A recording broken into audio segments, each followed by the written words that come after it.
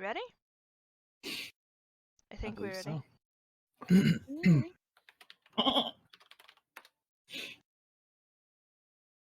Let me see here. Get that music playing. Yep. Oh wait, About is to start. it just us? Huh? Is it just us? Yeah. Oh, I thought there was going to be someone else. I don't know why. Nope. There's Aubrey. This is the there'll be a DMPC named Aubrey. I was thinking about not having her, but with y'all's We party like comp, I Aubrey, really keep feel like y'all need Aubrey. Yeah, we need heals. You have 3 rangers out of 4 characters, and I'm like, Listen, I'm Listen, not done trying to convince her to join. All right. fucking stabby rip stab stab. All right, let's go ahead and get some music on. So there's a running theme in this campaign. So this is a sequel campaign, Spirit. This is the sequel to the Blackweather March. And during the Blackweather March, there was a running theme of we do 2 things to our enemies. Number 1 is we either kill them, which is, that's not necessarily the default response, but it is this response we end up with a lot of the times. Or number 2, sometimes we rip out their hearts. sometimes you make them your best friend. And so the unofficial name of the previous campaign is My Little Fighter Friendship is Magic. Because they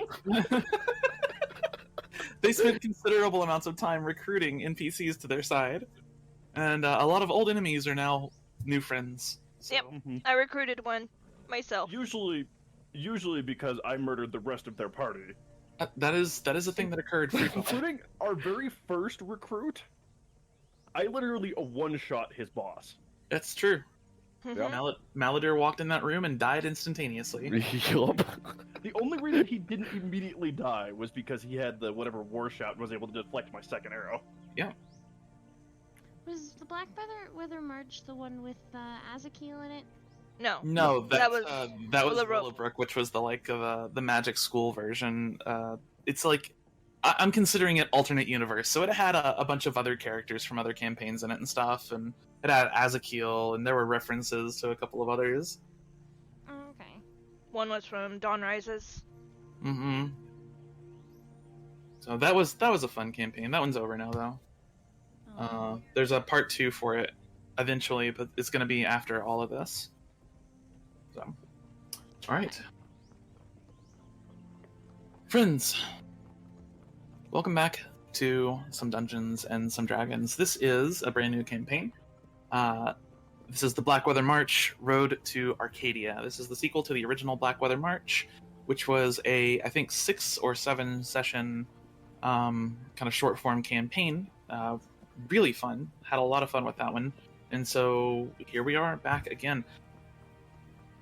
Just to recap, in the original Blackweather March, you had gone on an adventure, started from lowly grounds as adventurers looking to make their way in life, and rose to prominence as counselors of the Fist, this kind of wide region within the country of Nureau.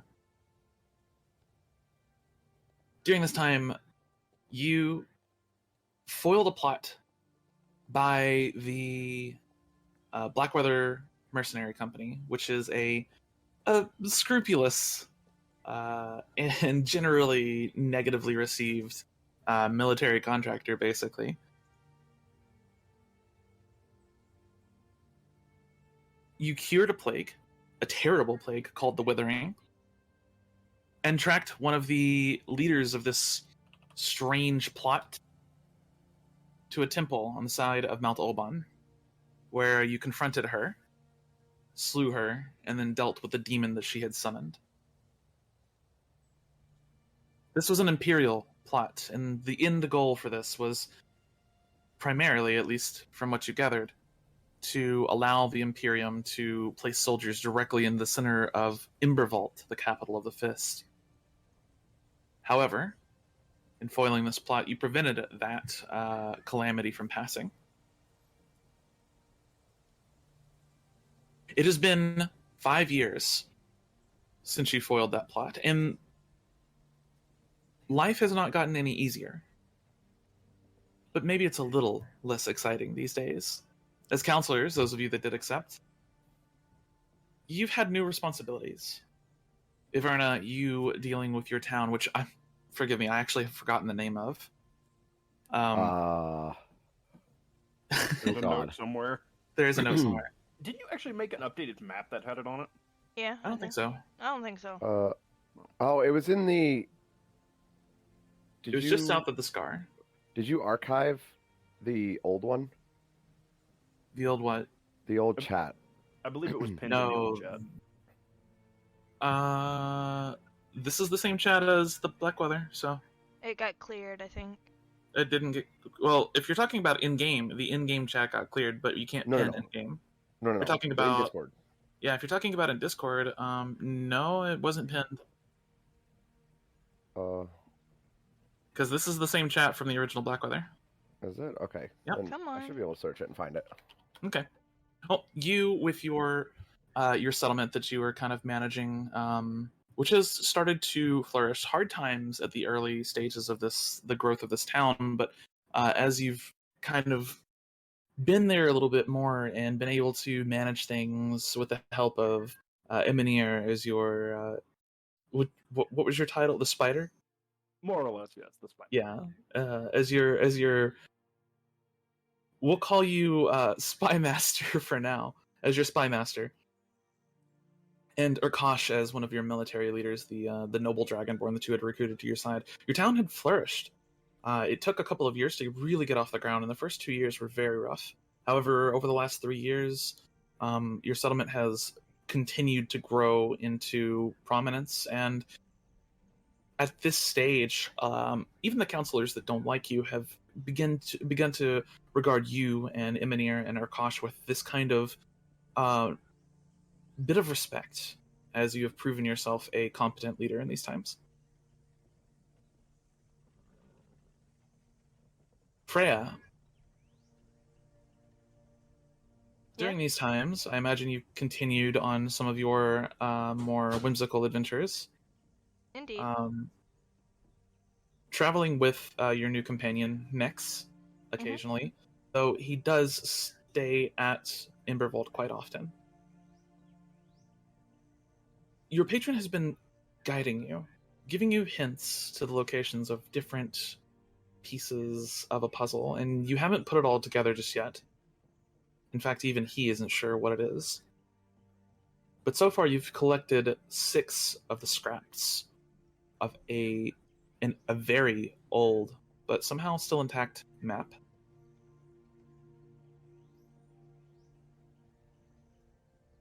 Two pieces remain. And your patron has nudged you slightly to the north, though the journey there is a dangerous one. And at this point, you haven't gone to the north yet. Well, you have once, but we'll talk about that in a minute.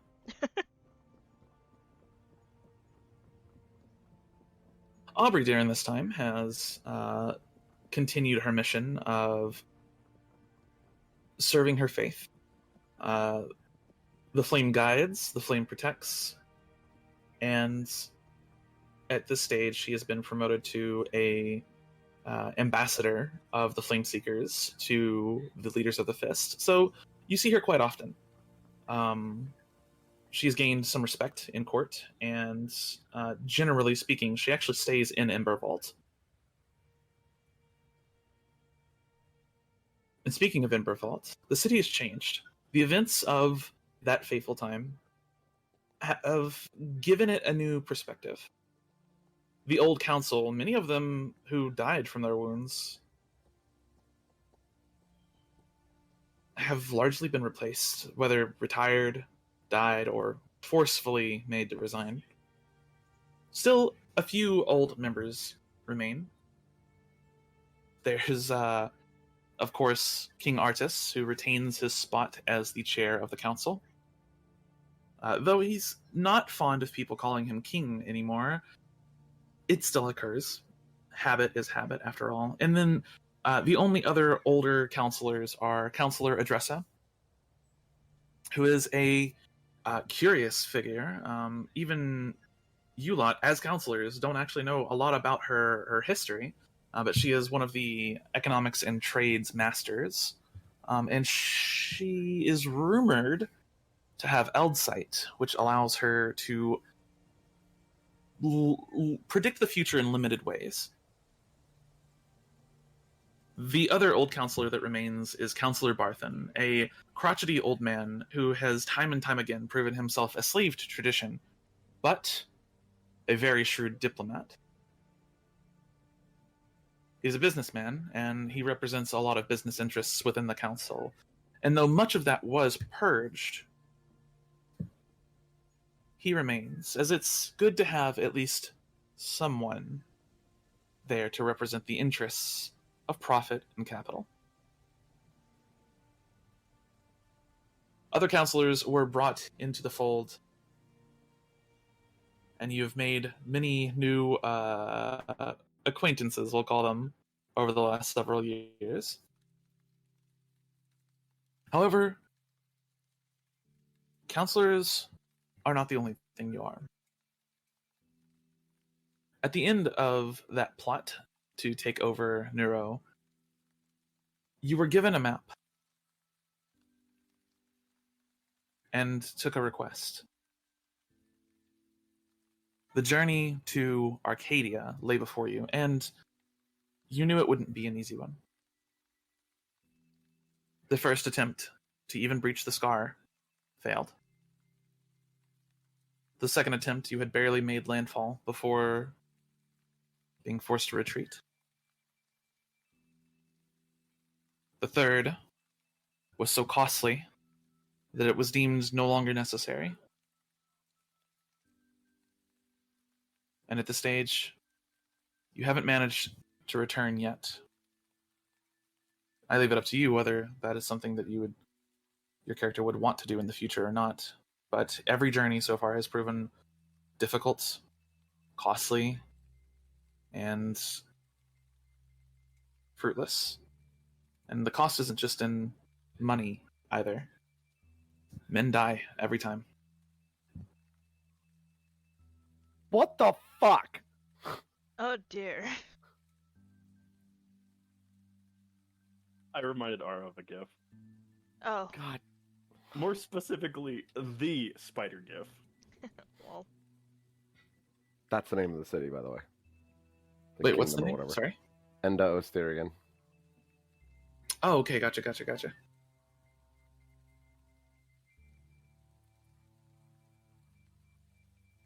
Something like Bastion at the end, or... Yeah, I gotcha. And so it is 5 years later. With Arcadia still on some of your minds, though the troubles of present day in the forefront. Because not all is well in the Fist. Though the plot may have been foiled, a new enemy has made themselves known. Not a new one, really. This enemy is one that you've all known for quite some time, that every person living in Nureau has known for quite some time. The Ash. Where it fell before, now it pours. Ashfall has grown exponentially over the last several years, and it has become such a problem that crops have begun to fail en masse.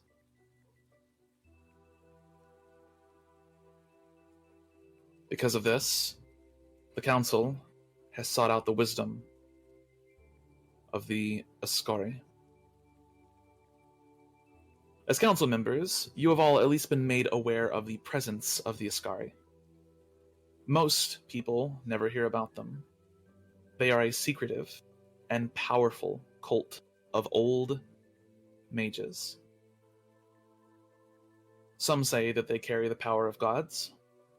Others say that they can move entire oceans with a flick of their wrists. However, much of this is disproven. The Ascari are old, however. Their leader, Dosiris, has been known to exist for nearly 300 years. An unnatural lifespan for a person of any race. Nobody knows what he looks like, however. He wears a hood that conceals his face. But there are other Ascari.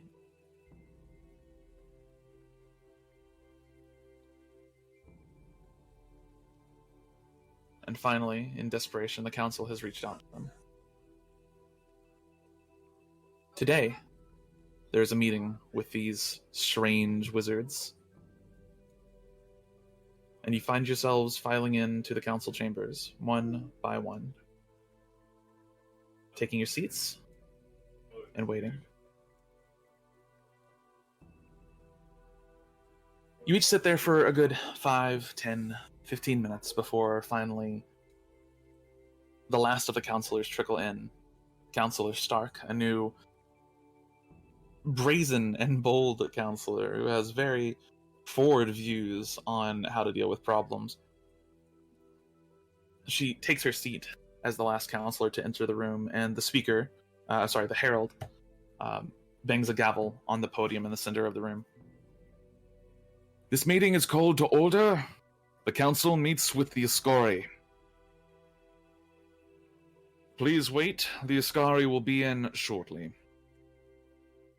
He gives a bow, and you watch him kind of look over the room to take a tally of all the counselors present. And as he backs away out of the room, only a few moments later, you see the first of them enter.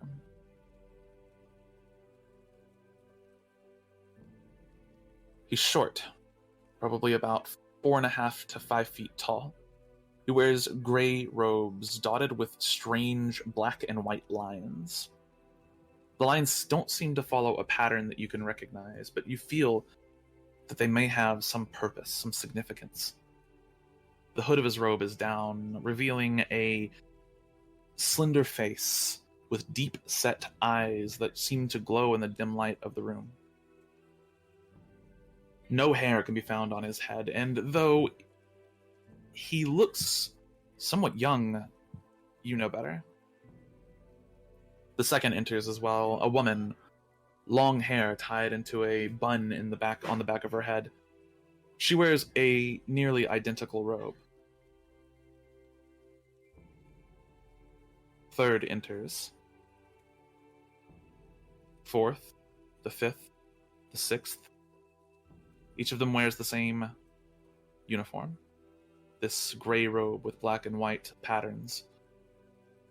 And finally, the seventh enters. This one wearing a robe not with black and white, but with red and black. You cannot see his face, as he has it contained fully within a shadowy hood that covers his face even when it shouldn't be able to. When you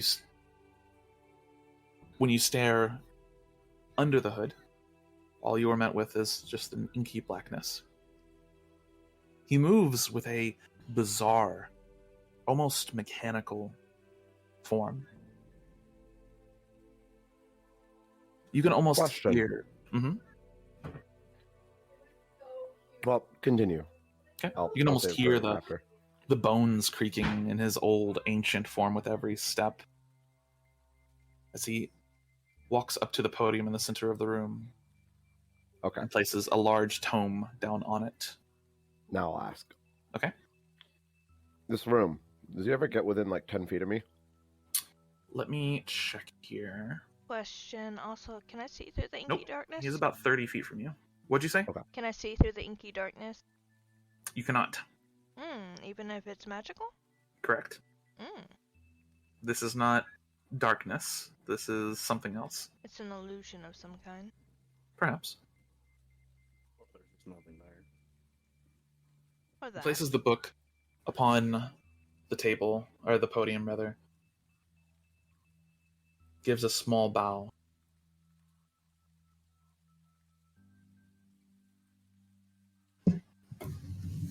Artis stands, returns the bow, and says, Thank you for coming on such short notice, Desaris. I regret that we were unable to give you more of an advance. Please, you already have the topic at hand. If there is anything you can tell us about this ashfall. We are desperate. You see two of the mages exchange glances. And Osiris opens the book and flips to a page about halfway through.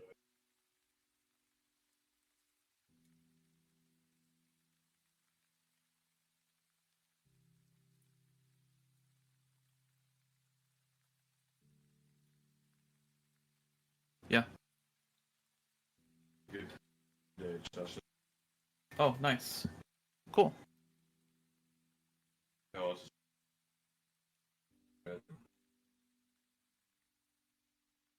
My microphone just broke.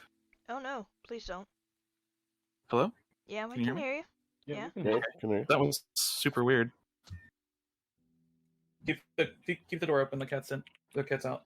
Unless you want to put her in. Okay.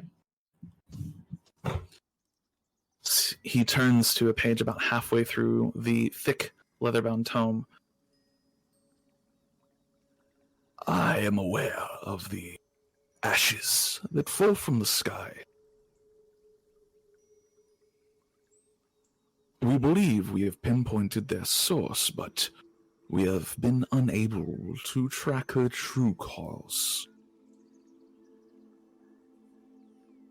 However, I believe that we may have a solution. There is a ritual we can perform that will place a shield around the city and its surrounding lands. It can only encase an area of 12 miles, but it should be enough for some limited farming. Yes, absolutely. What do we need? You see one of the counselors off to the side raises a hand in objection. This would be Counselor Barthen. I'm not sure that I like the use of this magic. Is there no other avenue? And Osiris seems to almost look at him, though you feel him look at him, but he doesn't move his head. There is none. The ash will continue to get worse and worse. This world is dying. Barthen just seems to sit there for a moment and lowers his hand. The shield will persist for 10 years, after which time you will need to renew it. I regret to inform you that we will not be here to do so. My brothers and sisters are moving to a different realm.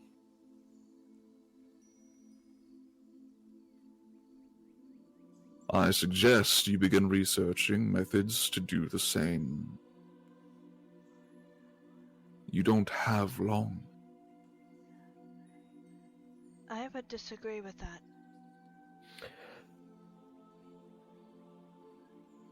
You say that out loud? Yes. What do you know of the stars around us, child? I sense magic within you, though it is limited. Potential, but chained. Tell me, have you ever been able to view the constellations in their entirety? So much ash falling? No. Precisely. There is a doom upon this place. The Echo. He takes a few... Go ahead. Real quick. The Echo is the event, right? Mm-hmm. So, for Spirit's sake here as well, and just kind of a refresher for everybody, the Echo was the event that caused basically Nureau to become this ashen wasteland. It killed everything within miles, maybe hundreds of miles of it occurring, and no one really knows the true source of it, like what actually happened. But it is what turned the world into a barren wasteland, at least this part of the world. Okay. So, And Yaverna kind of like speaks up. Why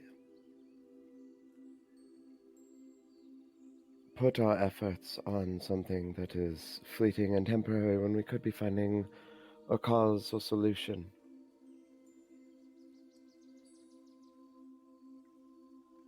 Because even with the true cause, you are not going to stop this doom. The echo is a force of nature. It is an unguidable, uncontrollable consumption. This world will unravel before it. It may take years, decades, perhaps centuries, for it to fully consume this place. But given your vicinity, I would recommend moving. Pardon, I don't mean to imply that I know anything about magic, really, but it's unnatural, yes? This ashfall. The ash itself? The event causing it. It is a natural consequence caused by humans, if that's what you're asking, yes.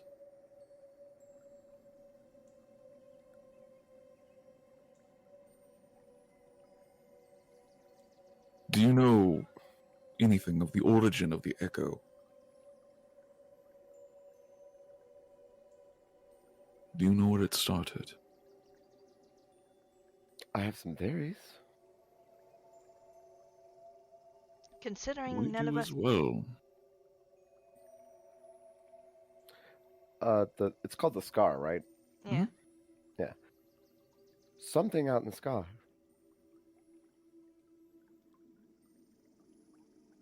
That is perhaps technically correct. Something out in the sky. A hole in the world. Caused by greed and arrogance. At this point, I'm going to make my presence known. Okay. And Yeah, you can have been you've been hiding somewhere in the room. I don't know where you would be. This is your seat, but oh wait, hold on. I don't have you on that fucking page. no. Yeah, you don't. You My don't bad. have us on that map. Yeah. I'd like I to be wanted able to to- move my token. Well, you'll Oh. be able to move this token. Oh god, I I- can't see. I have no vision. Help. First time? Oh, no. Yes. Yes, actually. I need 120 vision. Okay, why does my character keep moving? Is that better? Okay, there we go. Yes. Yes. Yes, thank you. Thank you. Your character keeps moving because you aren't actually on the proper grid. Yeah.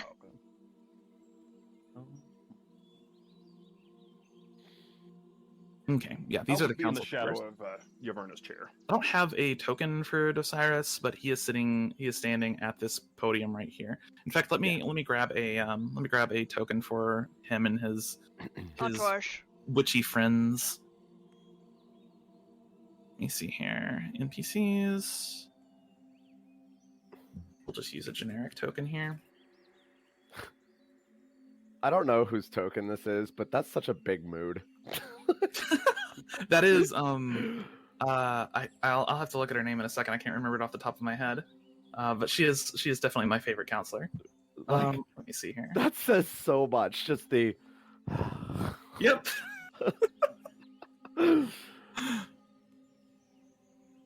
Okay, and there is a token, and switch to default so I can actually make the token itself.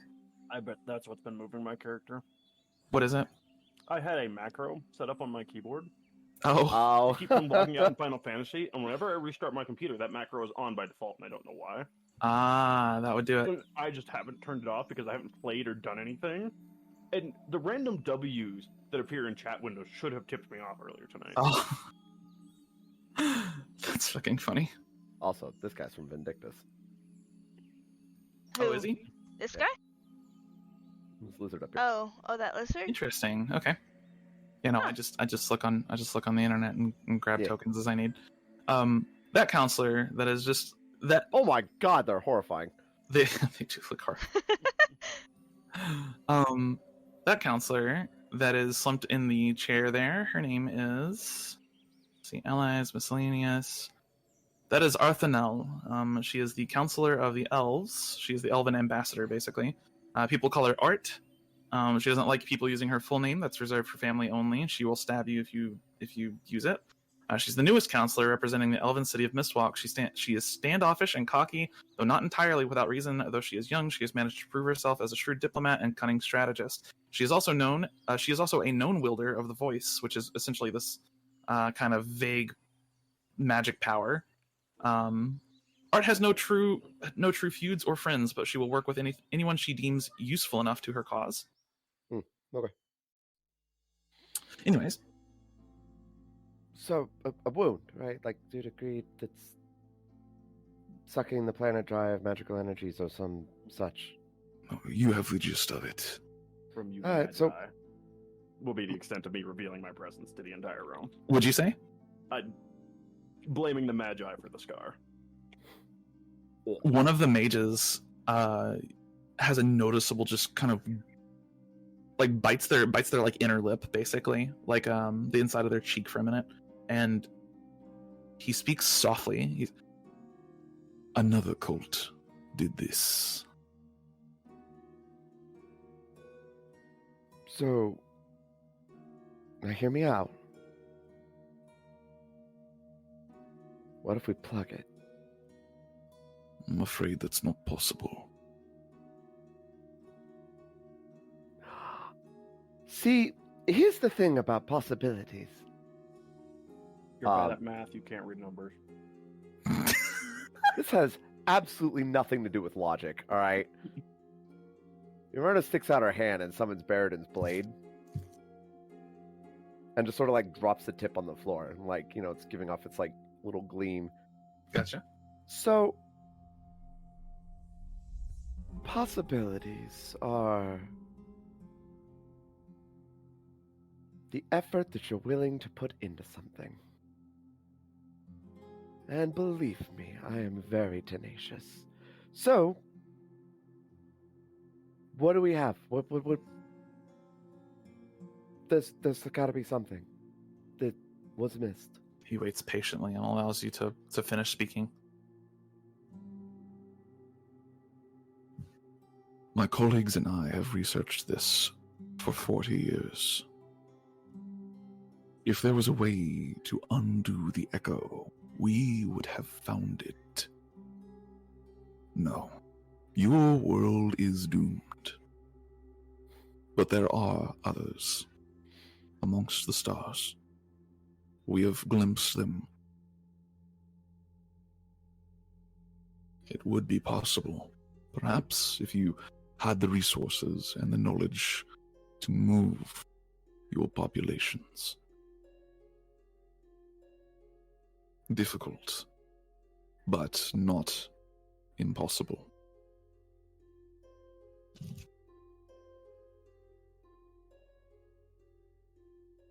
This is our personal recommendation.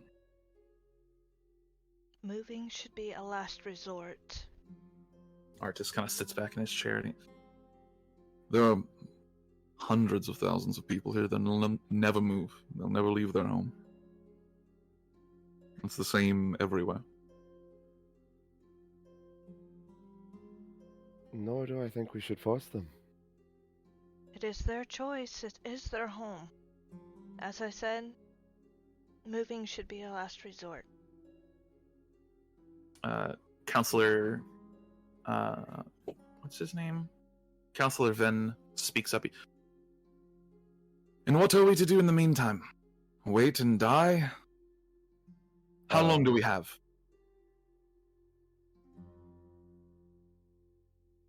The echo has been observed to be expanding at an exponential rate. Maybe a year before it reaches Ember Vault.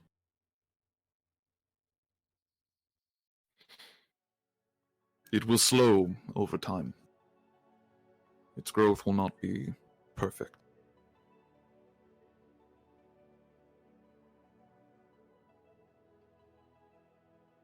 So, I have a question on the map shards, real quick. The what shards? I'm The sorry? map shards that I've been collecting. Oh, I thought you said the meth shards, and I was like, all right, this isn't Breaking Bad. No. Was it a map of our world? Not as far as you can tell. You're not even sure what it is just yet. It's got strange landmarks dotted across it, but nothing that you recognize.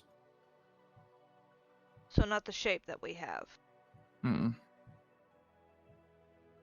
Okay. I have a question, and she dismisses Barthen's blade. Have you been to the center of the scar?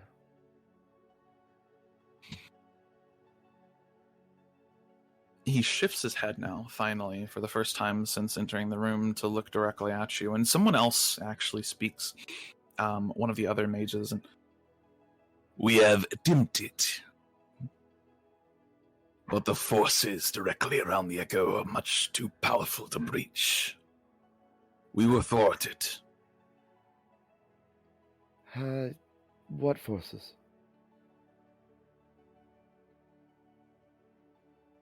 A great and terrible cataclysm lies there permanently. It consumes the land around it. To enter is death.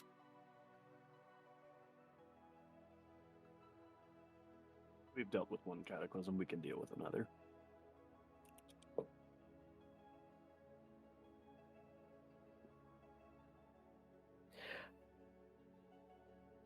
I guess I don't know how many in the room know about the demon sloon on the mountain. at this point, pretty much everybody, as long as you've been public with it. I myself would not have been outright public with it because I don't like the attention, hence the Mhm. sticking to the shadows. Freya doesn't really like the attention, but she does tell her, like, she told her father what happened, and Aubrey knows what happened, and Yeah. Nyx knows what happened, so. And Inferno would have been public, but she wouldn't have been bragging. Oh, as a note, there's more than just the counselors in here as well. I didn't even fucking announce them. There's also Aubrey is in here. Urkosh is attending currently, and Nex is here as well. There is one individual named Dinesh who is basically like she is the administrative assistant for the whole of the council. Like, she takes care of performing tasks that you usually would be too busy to take care of. And then there's also someone new-ish here who was kind of announced as one of the new counselors, more or less bodyguards or honor guards. That would be you, Spirit. Aha. Haha. I wasn't sure if I was actually in the room or not. You You are. are, you are. You're right You're here. off to the side at the moment. I should have announced. The herald was supposed to, but I forgot. But yeah, you would be off to the side. Currently, since we didn't really have a lot established for how you would get into the council room, at this point, I would have just assumed that one of the counselors has either hired you or you know one of the counselors. So you can work that into your story however you want. Oh, yeah. So, this other cult that you said created this, the Echo, Yes, are they all dead? they are. Ah, How positive of that are you? Quite. Okay. second question. Sorry. Go ahead. Is it perchance how the scar drains you of life? Is there anybody that is, say, more resistant to it than others? We have noticed in the past that those of a particular shadowy constitution have managed to survive longer, though, unfortunately, even they are eventually eviscerated.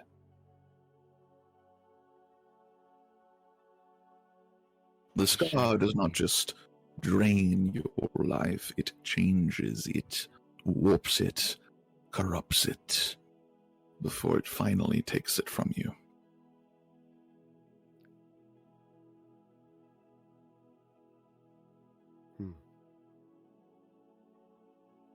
So basically, the scar is a euphemism for life.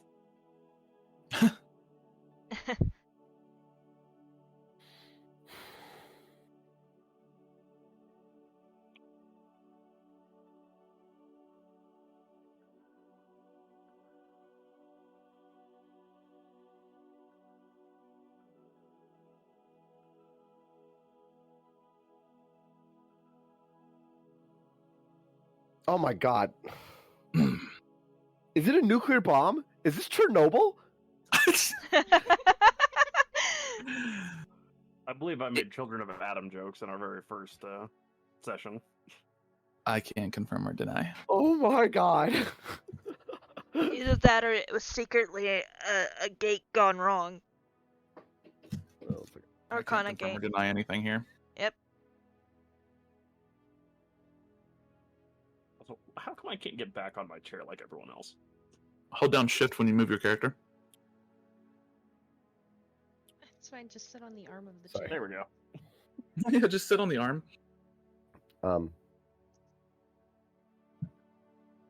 You're like perched up on the chair, fucking very tip top of the chair with your bow drawn, like while looking out over the room. Did Artis ever get his desk replaced He did. after the He's got a fancy new desk. unfortunate incident with the room knight? Oh, I won't even say unfortunate. The incident with the room knight. Yes. So, there's no magic that can shield against this? None that we are capable of producing, nor none that we are informed of.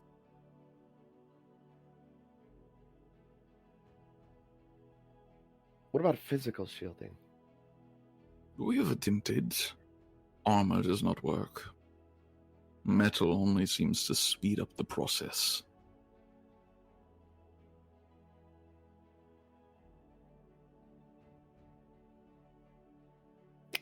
This is such like a conflict right now because like me, the player, is like, well, that's fucking interesting, but your Verna's over here like, yeah, sure, that makes sense. And I want to ask more about it, but your Verna wouldn't understand shit about it. So Leonardo would be all over this. yeah. The biggest problem is that you and I are not intelligence-based characters, even though our minds still work that way.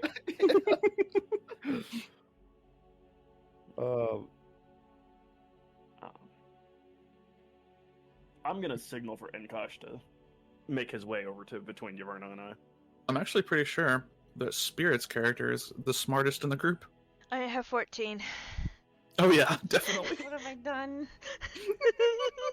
Yeah, I have Ray 8. is the person that is probably the stupidest in this group, playing Excellent. the int-based character. Oh my god, you're not stupid. Because I'm here murdering people. You were signaling Inkosh to go where? To stick his head between Yaverna and my seats.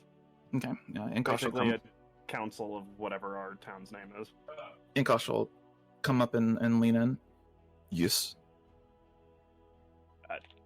Add your tactical mind to this conversation. I need more of a direct approach to this that I'm not processing well. Huh? you want me to solve the issue of the echo? I want your input on what he's saying. I'm going to say that maybe conventional means will not work. We need to go unconventional. My input on what he's saying is that he doesn't know how to fix it. Valid. He is the tactician amongst the town, so I assumed he had a little bit better insight. My read on these wizards is that they are self-important and aggrandizing, and generally less intelligent than they appear. And this You is know, why I we tend to recruited agree. Enkosh. Yeah. I love Enkosh, and I honestly wish that we could have 2 DM NPCs. Because I would love to have Enkosh and or the ranger whose name I'm forgetting. Brilana. Yeah. Rowena. More or less my second in... She's basically the commander of my legion. Of Spies. Rangers. Yeah. She is the head underling. That's the best way to put it. Okay. Okay. She gets the dick over nobility when they step out of line. Yes. Which She is does too. exactly what she said she wanted, so, you know. Mhm. The best way to think about it is, she is the head Dark Ranger if I was Sylvanas. So she's the Green Ranger. Yeah. No, Hold different on. ranger. Oh, okay, okay. Oh, right. You were saying something, Freya. Oh god, it fucking dragged the thing over. I was mostly commenting on what Amir was doing, trying to get him to think tactically. I was just saying, going for conventional means might not work, so let's go for non-conventional. Well, like what? I have been guided to certain locations. I don't exactly know what the pieces are just yet, but it's a map that survived for hundreds of Wait. years. Don't I have a map to the center of the scar? You do, you all do. You have a map to the center of the scar that you have attempted to follow a couple of times, but the path has been brutal. Okay. Did we ever have any luck finding the gems that fit within Baradin's blade? No, Yeah. not a bit. Looked and looked and looked, and have yet to find them.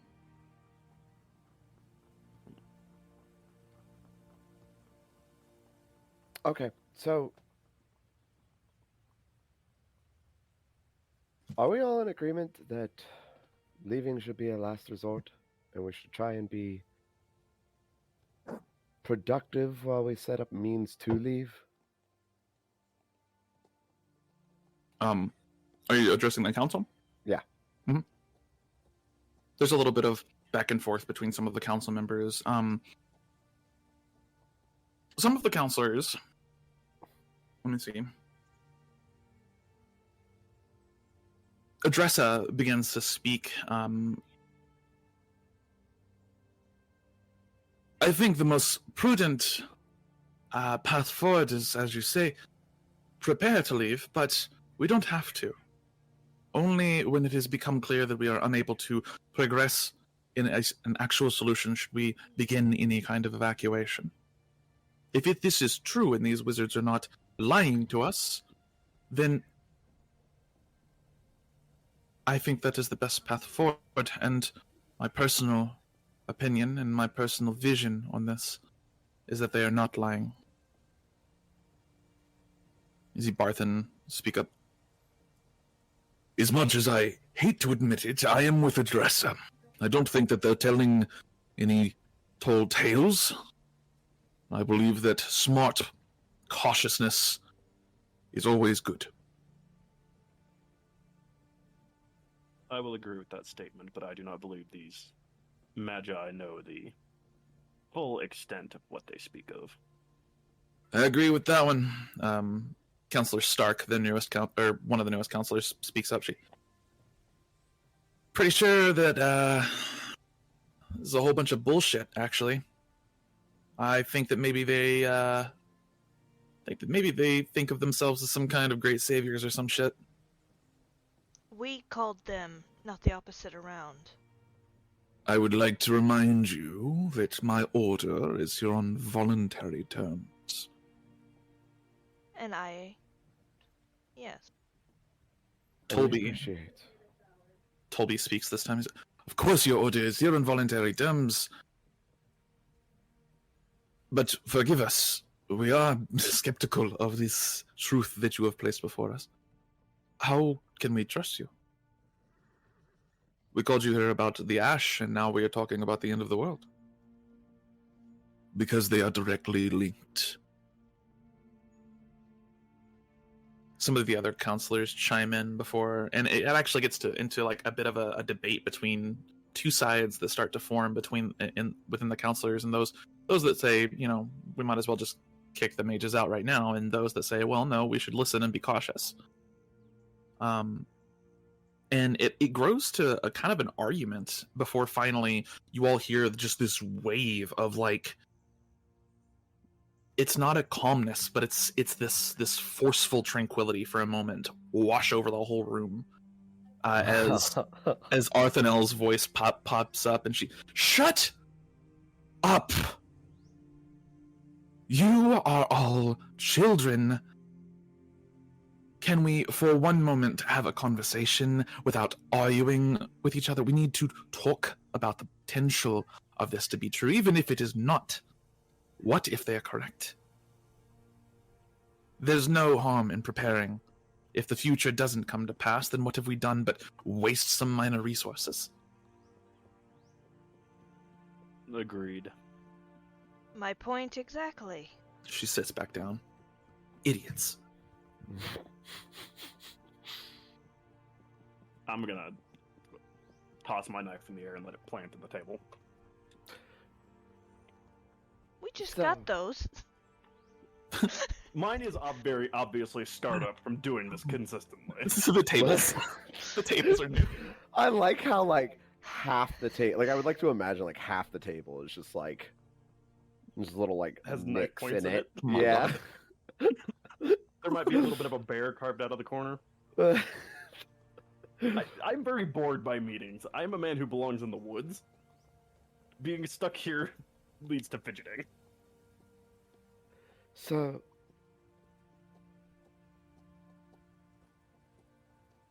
This has been an entertaining distraction from the harsh realities of the world, but I do have to say we were called here to discuss a potential solution for your ashfall. yes, of which I would like to ask a question. Yes. The means by which you travel, I'm assuming you're implying that you, being powerful enough, have the ability to take yourselves away, but you mentioned that there might be ways for us. There are. It requires a great deal of effort, but we can show you before we leave.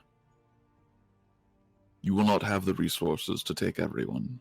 You will have to limit it to some small number of people.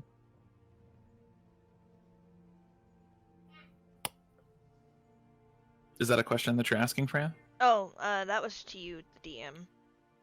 You said you would talk to about what happened at the north when I went for another fragment.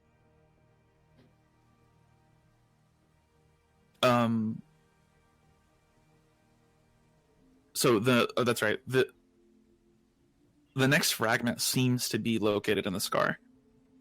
And during your initial journeys to Arcadia, trying to reach the point of that map, you're not able to get very far into the Scar before you're essentially just driven back. Yeah. Either whether it be environment, loss of supplies, creatures. You have fought creatures in the Scar that they make the sire that you originally encountered on the top of the mountain look like child's play. So, that makes that even more of a last resort.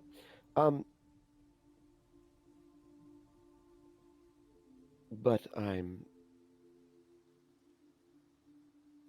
sure we would appreciate that.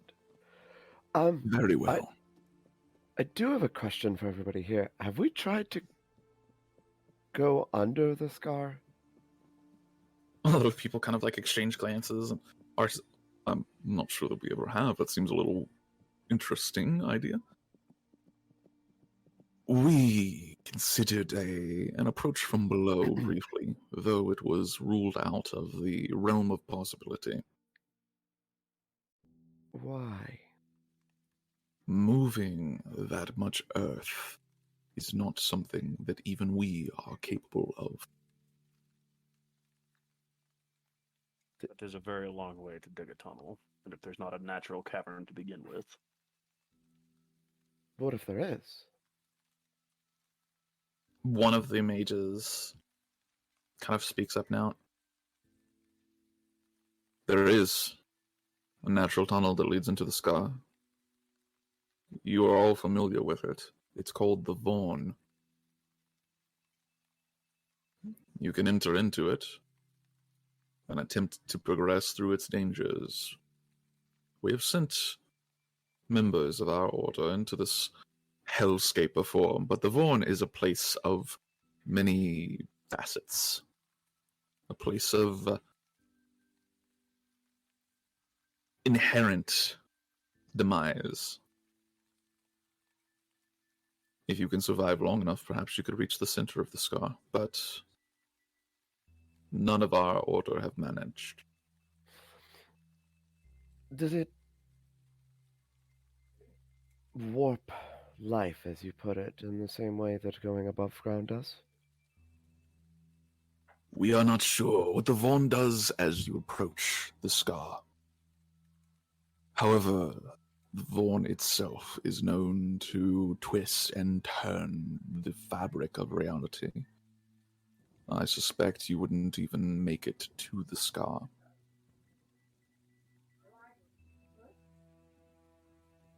It's been a lot of things I've not been able to do and still done. Then it sounds like perhaps you have an avenue to try.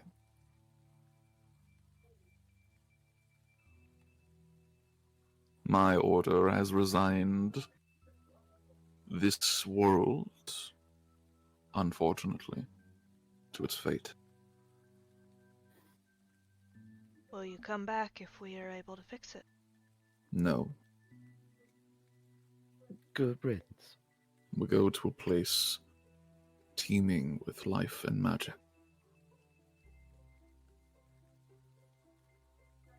Whether or not we will be welcome there is a different story. What place is that? We have called this world Anax. What its denizens refer to it as, we are unsure. Damn it. It lies across the star, across the sea of inky blackness. We have glimpsed it only a number of times, but we know it to be true. Okay. You have too much faith in your hard truths. We have too many years on this world to fail. He pulls a item out of his robe, and you see a somewhat slender and pointed object. It looks almost like a very large needle, except for at the ends, it splits into 7 different points. As he holds it aloft. Divination is an art, and we have mastered it. This is the key to this world. Wait. We will Divination is... Sorry? Divination is in divining things. Correct. So, can we not use magic to see into the scar? No. Attempting to glimpse it causes the user physical pain. I suspect if you continued, it would cause death. Interesting. Carry One on. of our mages attempted this many times. She's blind in her left eye now. First time? God damn. We have spent some time attempting to heal the wound, which should be well within our grasp, but we were unable to do so. The Scar's magic is corrupt in all forms.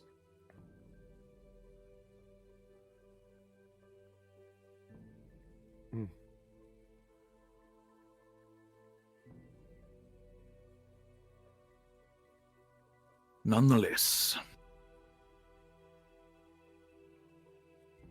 we will attempt to make another key before we leave here. For you. You will need to train your diviners to be able to open this portal, to be able to glimpse this world, to be able to formulate the travel across the infinite voids. Only when you do this will you be able to leave this place, and only with a small number of people. 1,000? 10,000? Maximum. Is there a way to increase that capacity? We have not tested it. We believe that with more diviners performing the ritual, perhaps you could. But this would require tremendous amounts of resources and energy. Additionally, in order to open the portal, you need the heart of a worm. That's spelled with a Y or an O? That is spelled with a Y. Which, I'm sure you're aware, is somewhat of a rarity.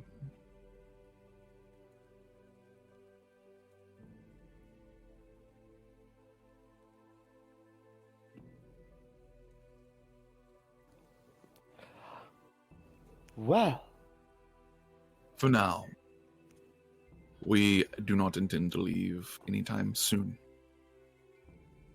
Instead, we will stay for a time and assist you in this. Would you like us to raise the shield? Given the topic of today's meeting, we brought the required materials. However, we would expect some recompense. How much do I owe you?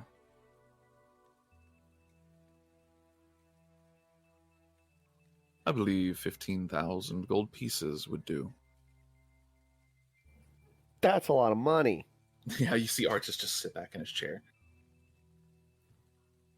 If you can successfully complete this ritual, I will pay you out of my own pocket.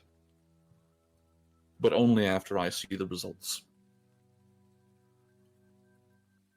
Several of the mages kind of like give this little nod of like, yep.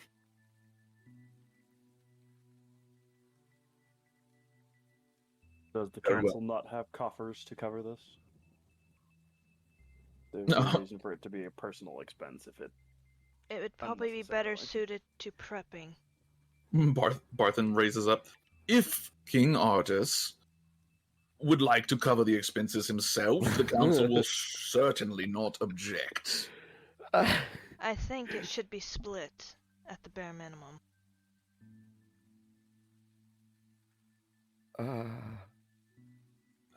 Councillor of Watani character. speaks up and just says, at the bare minimum, the council will contribute 50% of the price.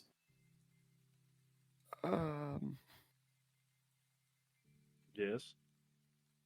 So we were given that 1k gold, right? Yeah. Yes.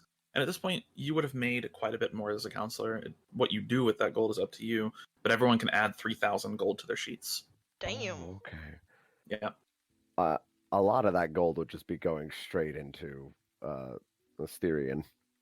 Gotcha. Okay. How much would you have invested over the last 5 years? Let's say you had 4K to invest. How much of that 4K are you investing? Probably like 3,500 of it. Okay. All right. Good to know. Note that down somewhere. Okay. It'll come into play later.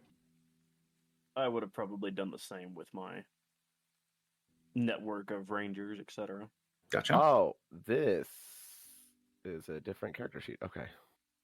And Midori, for you as well, you can mark that you do have, just to keep it even, you would have 4,000 gold. Okay.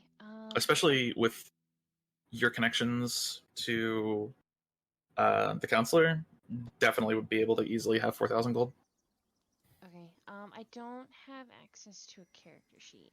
Oh, I do was you not? gonna That's wait right. for Yeah. a break or something to say I am something. so sorry. No, it's fine. I don't think I got onto Forge yesterday, so that was my bad.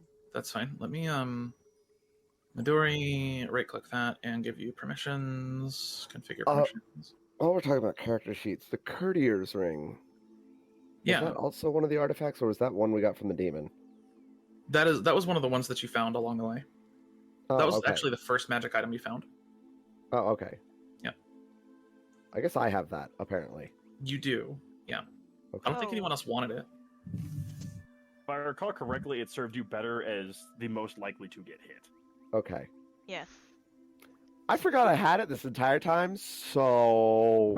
Isn't it like shield once a day or something? Shield and control water once a day. Yeah. Mm-hmm. Yeah. I have Animus, which...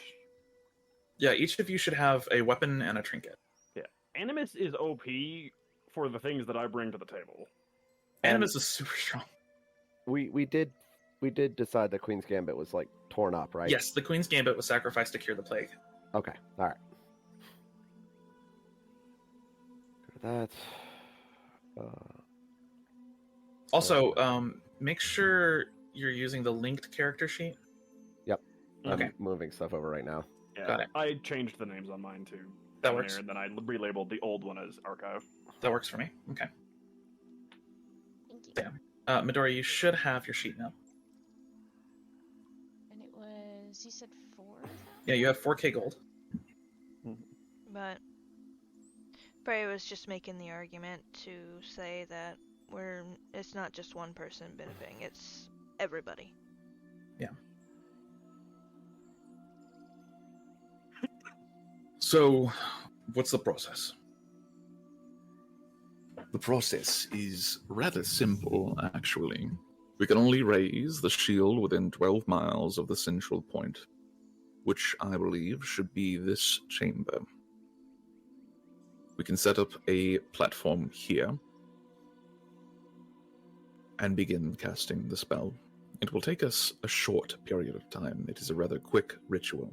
However, once cast, we will be exhausted of our energies for quite some time. It may be short, but it is demanding.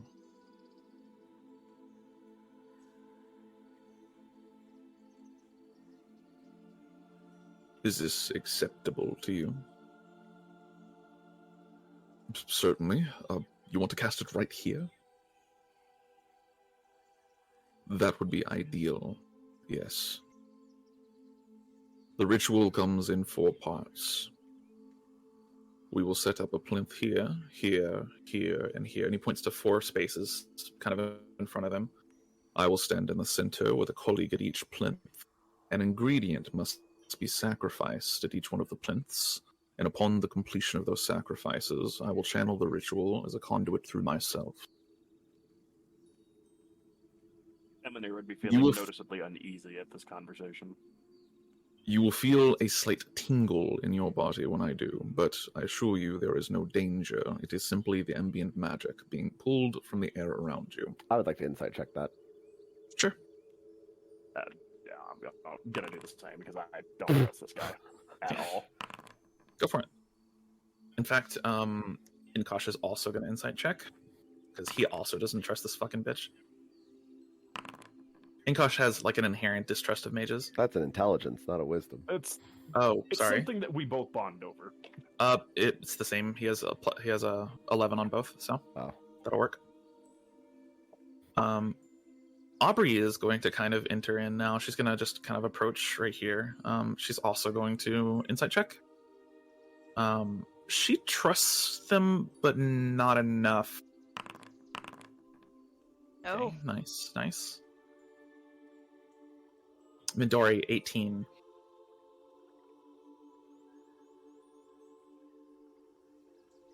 None of you can tell if he's got any kind of ill intentions or if he's lying about this or anything like that.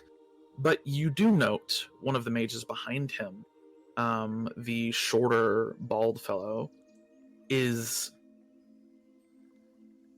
has a look of concern on his face. And one of the mages is holding a bag.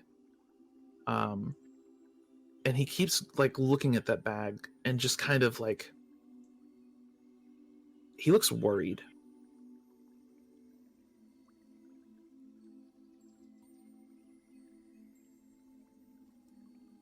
See, how far can Freya hit her telepathic? 1 second. But currently only Midori really notices this guy looks worried at all. Okay.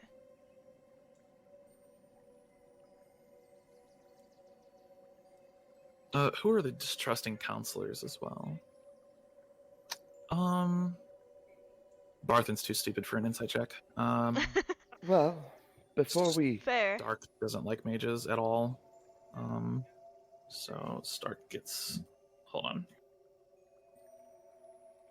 Where is my telekinesis? Okay. Telepathy, I mean, shit.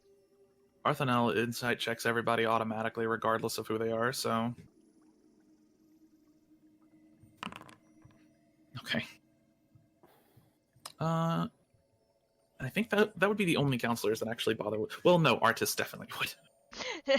Yeah. Artis ain't a fool. He ain't a fool. He don't He doesn't suffer have very high fools. insight, though. Oh, that's not Mike bad. apparently did not unmute. Oh, okay. I was gonna ask if I would be able to signal to Art about the guy who looks worried.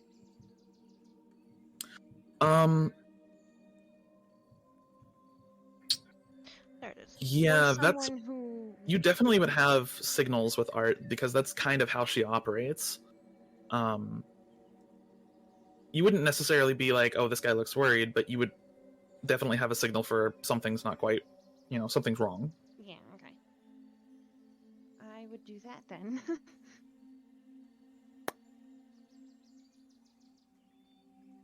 A few moments pass as Dosiris is like continuing to explain how the ritual works and the different ingredients required. And after a few moments, Art just kind of pipes up. She goes, "So, which one of us is the ritual sacrifice?"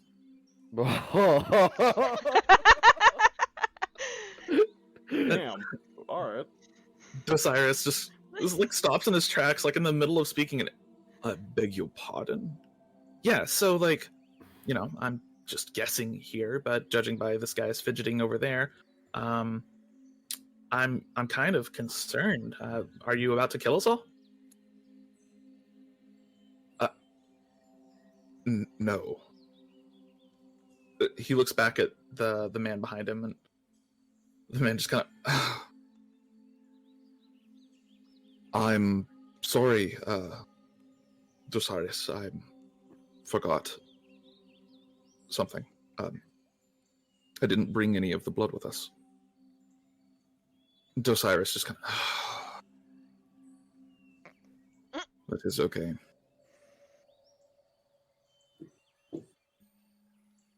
Mm-hmm. It's fine. Bring her in. Come on, Jim. Fire him out of a fucking cannon. Wait, what? What? I mean, Not the cat. no. Did somebody say kitten cannon? Come on. No. I mean, there might be a meme gun out there for it in one of the mods. Meow, meow, meow, meow. There is literally a... There's literally a gun in Left 4 Dead that is literally a cat. Meow, meow, meow, meow, meow, meow, meow, and you're literally firing a cat. I was thinking of the old, digital arcade game Kitten Cannon, No. where they screech every time they hit the ground. Yeah, the man, apologizes profusely for a few moments, and Dosiris finally says, "Silence! The ritual requires a specific ingredient. As I was saying, the final component which must be added atop the living heart is the blood of a monarch. It is only a drop that is required. Artis, my king, are you truly royal? And Artis, he looks around at the council for a minute. Yes. I can trace my lineage back to about a dozen noble families, actually. From the before times. Would you be willing to offer us a drop of your blood? We cannot complete the ritual without it, or we can, but we must come back another time. Artis seems to tense up for a second. He's like, I've never been asked for my blood before, but I suppose I can take a prick of the finger. The blood pact with Barthen, does that count? Do you say that? Yeah. Dosiris shifts not just his head, but his entire body towards you. Uh-oh. He just seems to stare in your direction for a moment, before finally turning back towards Artis. Did I say something funny? You carry the blade of Barthen. Keep it close. You will need it in the coming days. So you got a vial? Freya actually gets up and No vial is required. Okay. Can I insight check that? Yeah. Wow, I literally rolled exactly. Are you insight checking no vial is required, or wait, what are you insight checking here? Oh, the mage guy. Oh, just what he's saying in general? Yeah. Yeah. My pretty much the same thing here. Threes in a row. Yep. My caveat for this Welcome to the 3 Club. is that it's not one of your people that gets the prick of blood. That I do it. I'm gonna We are. toss Freya my freshly sharpened knife. This is acceptable, though. What I will ask in this case is when you extract the blood, please leave some on the tip of the knife and hand the knife to me directly. You cannot add it yourself. Very well. It must be done with precision. Upon handing it to me, you must vacate the area immediately. These magics, if you are not trained to handle them, would rip you apart. And though you appear to have some minor minutia of understanding of the arcane, this is beyond you. That's one way to insult me without insulting me. Thanks. He closes the book. It is not meant as an insult, merely an observation for your safety. Not insults, just facts. It's just a fact, homie. You fucking stupid dog. Just as my skepticism was not an insult upon you.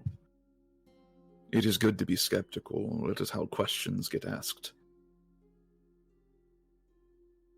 He closes the book, and then he opens it to a totally new page. Did you bring the other ingredients? Pray tell me you didn't fail another time. And the man, yes, we did. And he takes a bag and produces a couple of ingredients. One of them is this jar of red liquid, and you can see a shape like floating in the jar. Another one is this shriveled claw. It's huge, like it takes 2 hands to hold it. And then the final one is what can really only be described as a rotting eyeball. Ugh. Does the eyeball look familiar? The eyeball? No. Is it the one I took from the room night? No, it is not. They begin to kind of fan out into this area, we'll call this like the well, basically, as they place these small little plinths around, kind of in this perfect rectangle formation. Ow! What are you doing? Ow! What? Cat just came up to me and scratched the shit out of me. Hey, They're doing Emir. I'm gonna shift down here. Emir, you got a dagger? I already tossed you one. Okay, thank you. The I can only not conjure very one. good. I can't leave my before we person. start, I do have a Yes. question. Of course. Oh, this isn't for you. Sorry, this is for the council. Oh. Carry on. Is there anything else we need to discuss? Currently, I don't think so. Not yet, anyways. I believe we should schedule another meeting concerning this idea of yours, however, to go into the Vorn. So I shouldn't just leave and head there directly right now. I think some planning might be required. I hire You- people to do that. You met us, right? At least stay and see the shield raised. If this works, we'll have farmland again. The crops won't fail. We'll be able to plant. See for another what? season. The shield, right? Oh. She's blind! Oh! Making my way towards the Fucking- entrance, I'm gonna tell Yaverna that I will have a squad of rangers. Art secure the entrance just to the Vorn. breaks out in laughter. Squad of Rangers, security, heading where? Secure the entrance to the Vorn. Gotcha. Basically, a advanced party. Gotcha. Like, listen, once you've heard magic, you've heard magic. There's nothing really special about This it. is fair. There's I believe this meeting at this point will be dismissed. Those who wish to stay and witness this may, but those who wish to leave, obviously you are free to go. Right, you're telling me you're gonna have the Rangers go investigate, right? basically I'm gonna send a squad of 5 of them ahead to make sure there's nothing fishy. Alright, I'll stay. As they spread out through the room, Freya, you go up to your father and he kind of holds his breath for a second. All right. Let's hope they know what they're doing. I pray. They begin chanting. The plinths themselves begin to glow with this slight blue light. The chant echoes through all 7 voices in perfect unison. The central figure, Dosiris, begins to draw geometric shapes in the air that seem to stay there and lock in place, made of smoke. As they slowly begin to kind of shift in the air around him, the first ingredient is placed. You see the jar placed on one of the plinths. And as it does so, this tether of black, smoky energy tethers the jar to Dosiris. More chanting. And a few moments after that, the second ingredient, the claw, is placed down, and you see this tether of red, crackling energy, like lightning, tether to Osiris. The third ingredient is placed, the eyeball, and a tether of blue, smooth, silky energy tethers to Osiris. And the fourth plinth waits. Yep. It's only gonna hurt for a minute. Okay. Okay. You take a bit of his blood? Yep. Okay. As you do so, your father is a bleeder. and And he does- I would have motioned for Aubrey to come over. That's a good idea. Yeah, Aubrey comes over and is just like, she's got the lay on hands ready. She's like, all right. And just a slight cut to the finger, to the thumb. And you have a few drops of blood on the tip of the dagger. And I take it to where I need to. I can get out like quite quickly because I can dash as a bonus action. As you enter into this rectangle they formed, your skin begins to tingle, like static electricity. And Cat, what are you doing? Okay, come here. The evil cat. Your skin begins to tingle like static electricity, and you feel this magic kind of wash over you for a few moments. As you reach Osiris, he holds a hand out, and you hand him the dagger. He grasps it firmly in his hand, Gives you this kind of nod. And as you back away, he hands the dagger off to another one of the mages, who takes it over to the plinth with the heart on it, places a few drops on the heart, and then walks over to the fourth plinth. And now, at this point, you would have been out of the rectangle. And as the mage walks over the fourth plinth, there's just this moment here of like anxiety as the ritual is coming to completion. And then you hear, "Oh fuck." The last mage drops a dagger down on the plinth, and this tether of white, powerful energy, like a torrential rain, tethers to Osiris in the center. And you see this form of light begin to manifest in his hands, this staff. And he raises it up, and the chants suddenly stop. The second they stop, he brings the staff down, and there's this echoing power just throughout the room.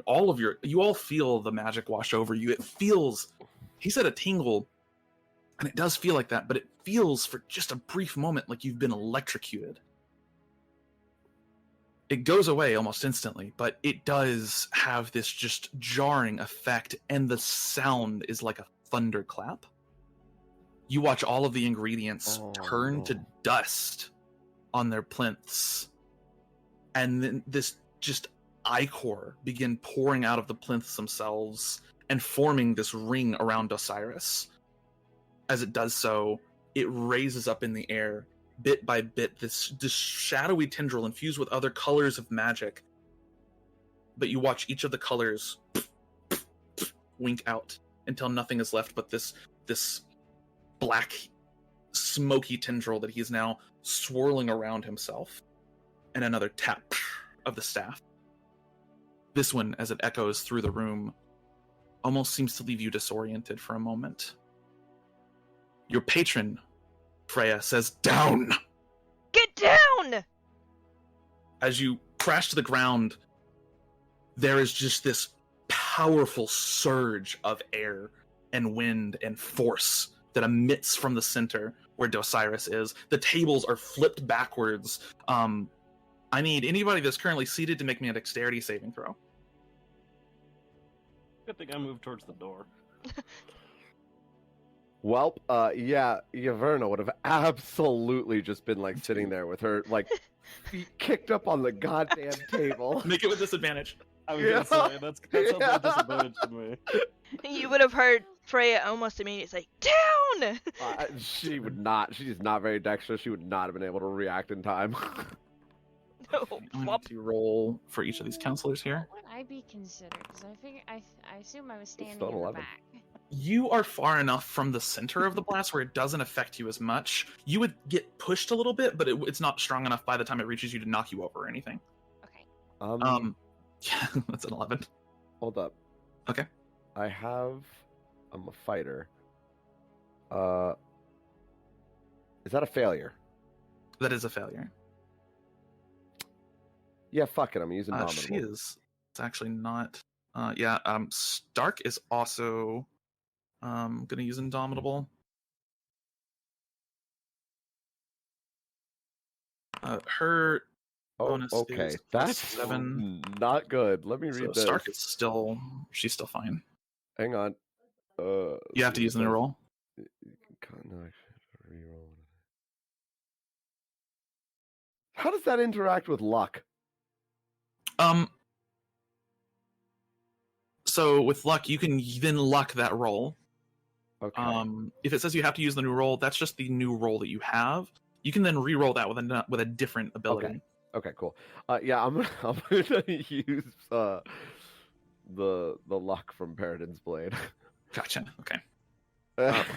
Place the counselors here. 15. There we go. Perfectly fine. In fact, Art is she's going to wind up all the way back here as she like throws herself backwards. A 15. That is just barely a success. Nice. Let's see. Adressa will fail, so she is prone. Then rolled a 13 plus 2. So yeah, he is good. He's just right here. He maintains his footing. Tord has a +6, and she rolled a 2. She is prone.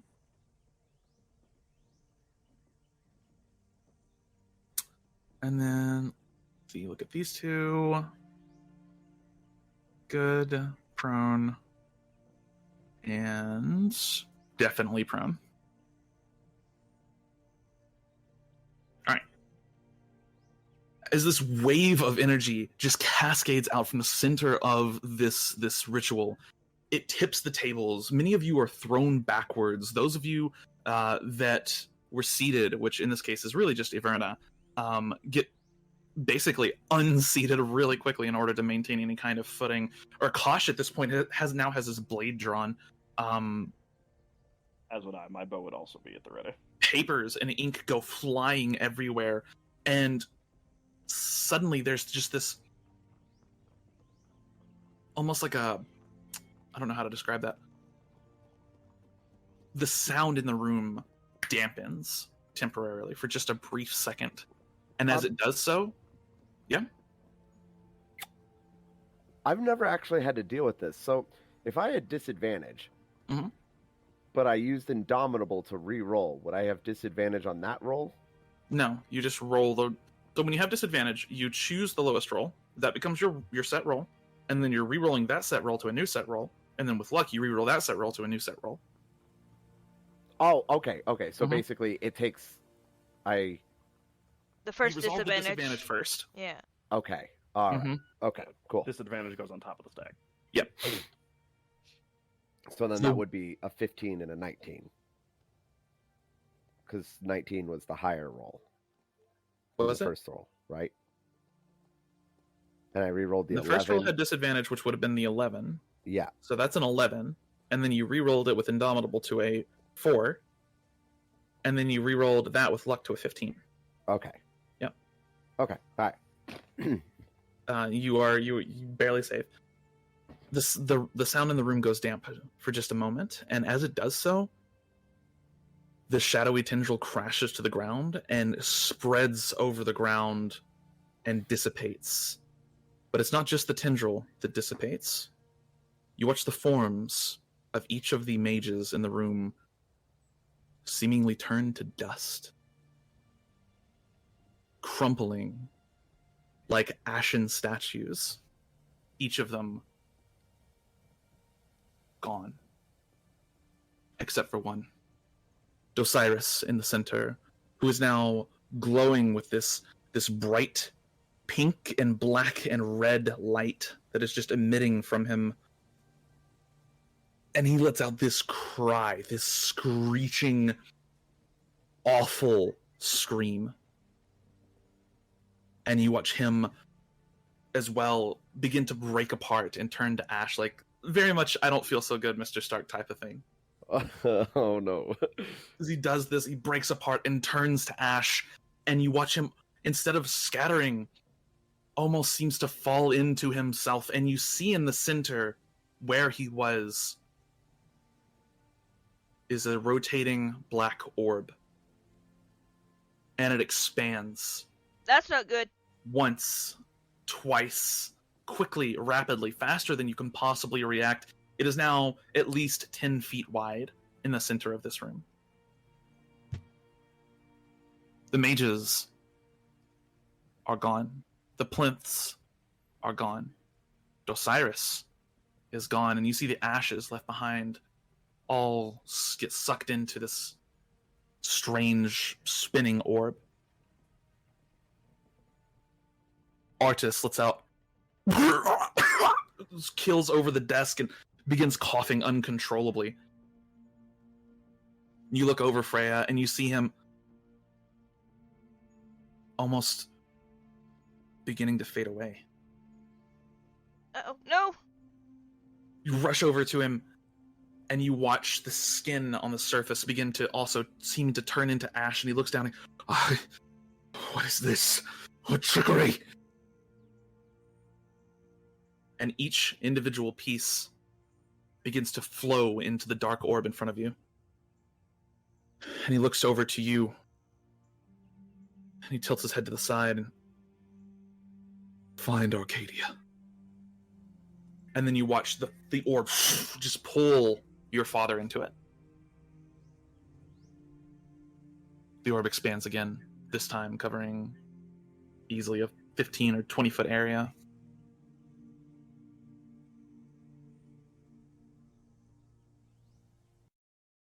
In the aftermath, many of the counselors kind of gather their wits, stand and look around. The king's honor guards at this point have leapt forward.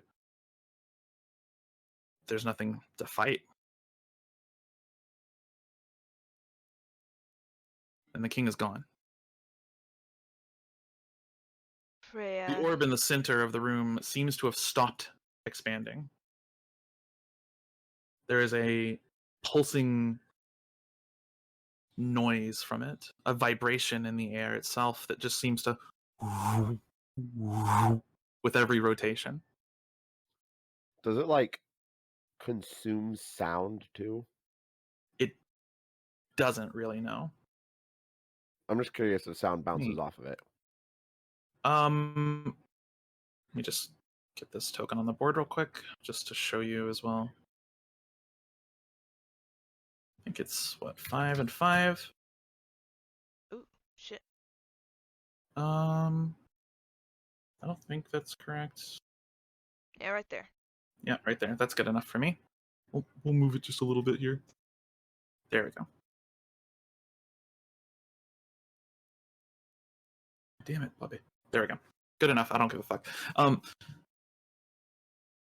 For you, no. It's like there's just this void of sound in space in that location. Oh. It's like there's nothing there at all. There's just a hole in the world. The fuck? She grabs a hand axe and throws it at it. You don't hear it collide. The rest of you watch the hand axe fly into it and vanish. Freya's brain is broken at the moment. I'm gonna yell for Enkosh to grab her, and we're getting out of here. Enkosh rushes over towards Freya. Freya, come with me. As he's rushing over, there's this screech. It sounds like Dosiris at first, but quickly begins devolving into something different. Something stranger. Something worse. And it becomes unbearable to even listen to. Me. That'd be very disorienting. You've already flash bombed me, all right? Like, pretty stop. much. It becomes unbearable to even listen to, and then it stops suddenly and abruptly. Those of you that can see this see a figure emerging from this spinning hole. Figure isn't the right word for it. It is terrifying. A monstrous face atop a worm-like body. Oh, that token is smaller than it's supposed to be. A monstrous face atop a worm-like body that begins to slither out of the portal itself. Here we go. Oh!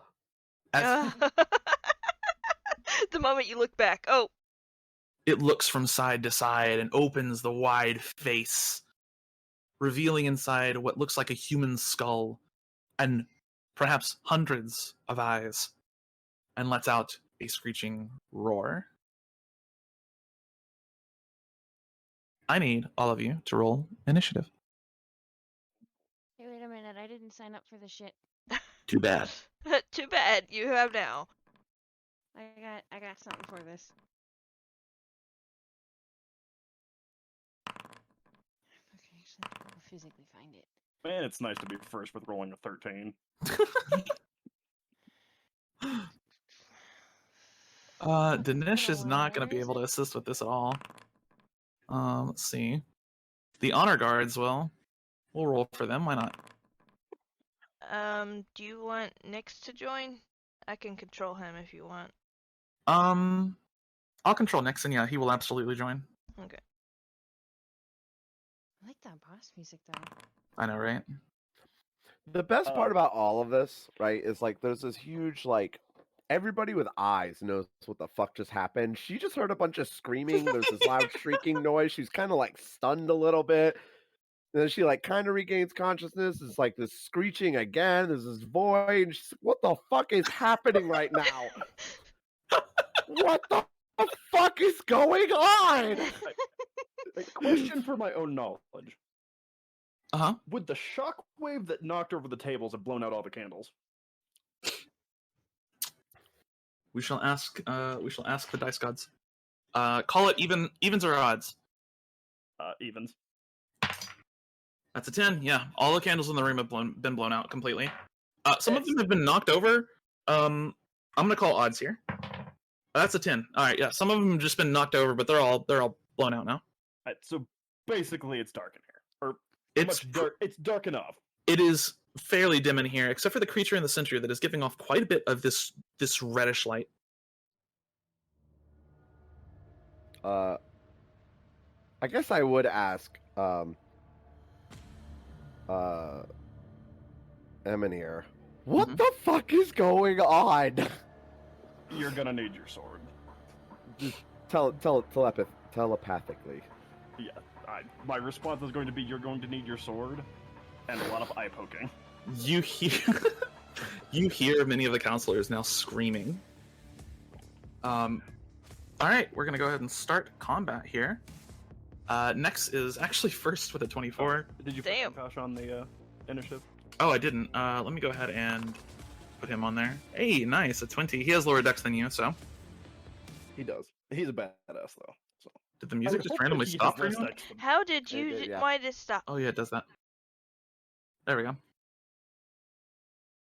And what? Okay. Next is actually the first one to go. Next is pretty straightforward to play, Why so I'm just gonna have him attack. There it is. What? I was like, why isn't the music playing? Yeah. He is just going to rush over here, and he's just gonna Sacred Flame.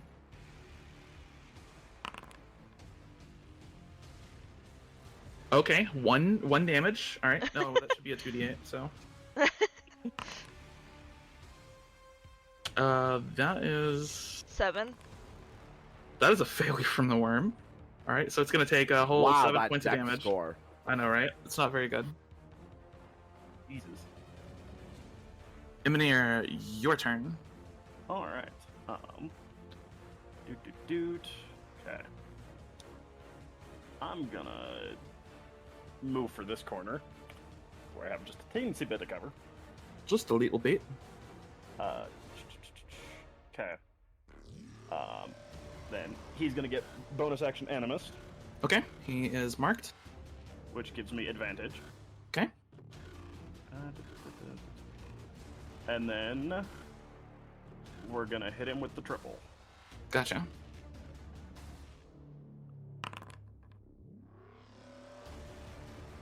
Let me do something real quick here.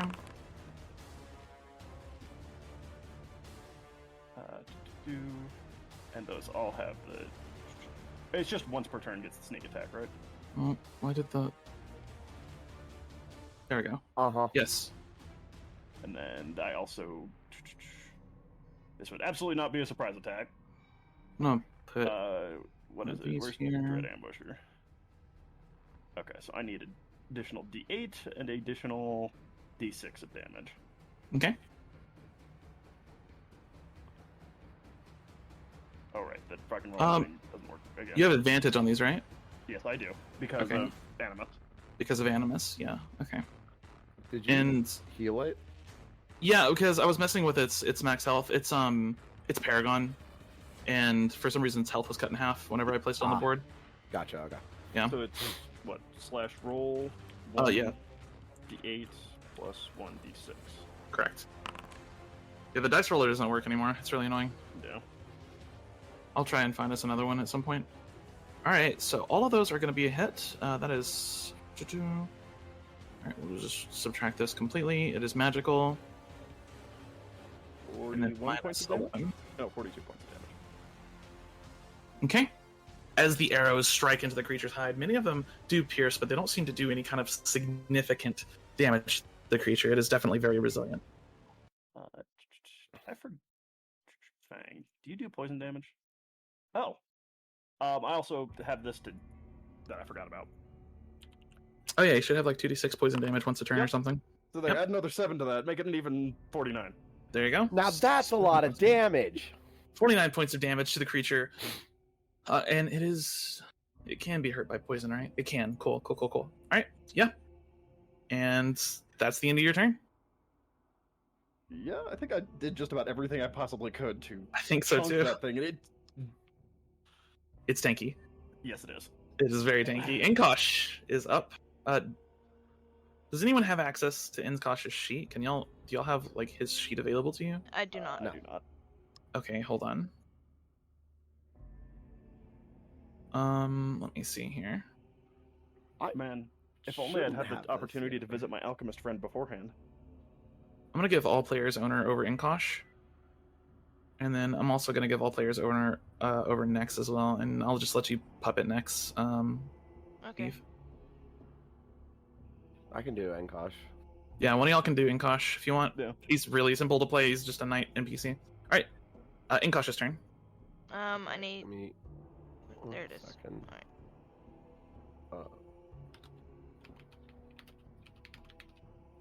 There we go. Sorry, I was saving a picture. Yep. Double click that. Open that. All right. Mike can use. Oh. Wait, don't. Oh, that's guidance. Oh, that's weird. Okay. It's bless. Oh. But on a single target. I'm Yeah. stupid. I didn't have to waste Animus for that. Yeah, you should have advantage against any creature that hasn't taken its turn, but Animus Yeah. is good for you anyways. Still learning rogue things. Yeah. Okay. Is that his action? Yes, that's his action, right? Yeah, leadership is an action. Okay.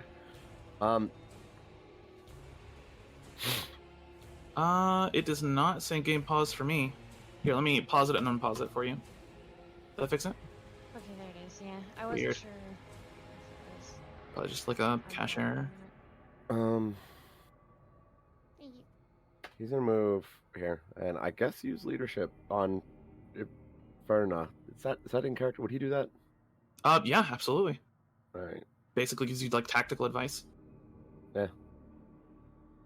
Then that. That's true. It would have been not a 3d6. That's okay. Yeah. I didn't think about how to blow my load all at once the best way. Alright.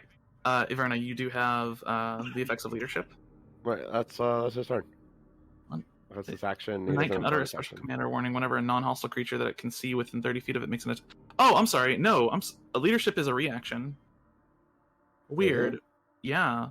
Because you trigger it.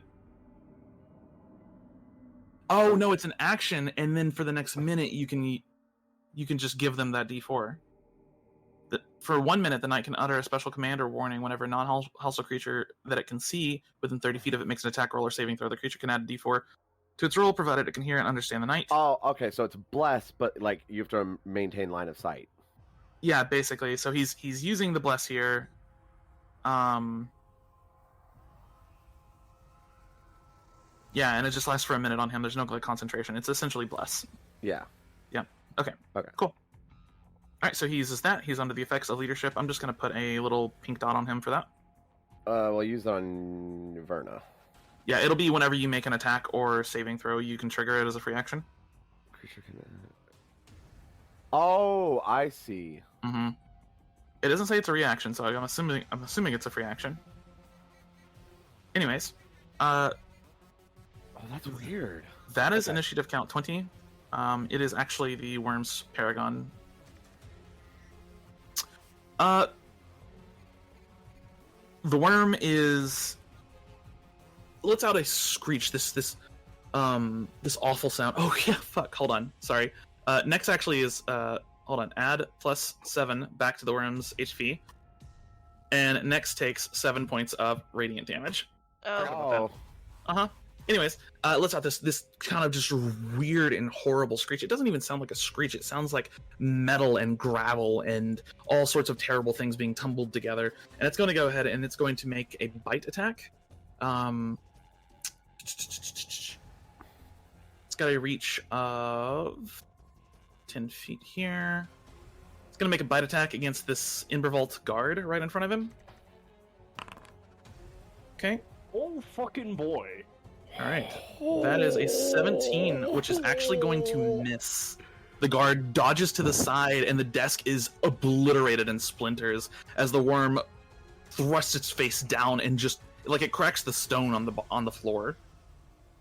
Comes away with, like, a fistful of desk and stone. A mouthful of desk and stone, and drops it all to the ground.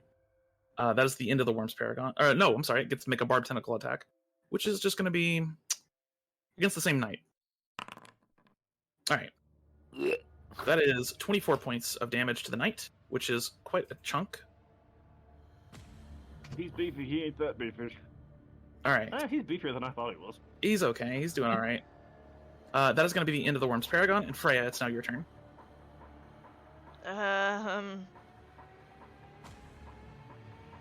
Shit. Damn. Shit, is a very great way to put this. Yeah, hey, is a rapier a finesse weapon? It is. So I can dual wield, my longsword, I think it is, and my rapier? You'd have to have... no, you would have to have a light weapon, is what you're thinking of, so a short sword instead of a rapier. Okay. Freya is going to hex it. Okay, it's hexed. Is the strange... I don't know why there's an attack roll. And weird drippy entities begin appearing all over the worm. I don't want to know what those drippy entities are. Alright, what do you And Freya yells, "All counselors, leave the room now!" And she's going to conjure her longbow. Okay. This is probably gonna hurt.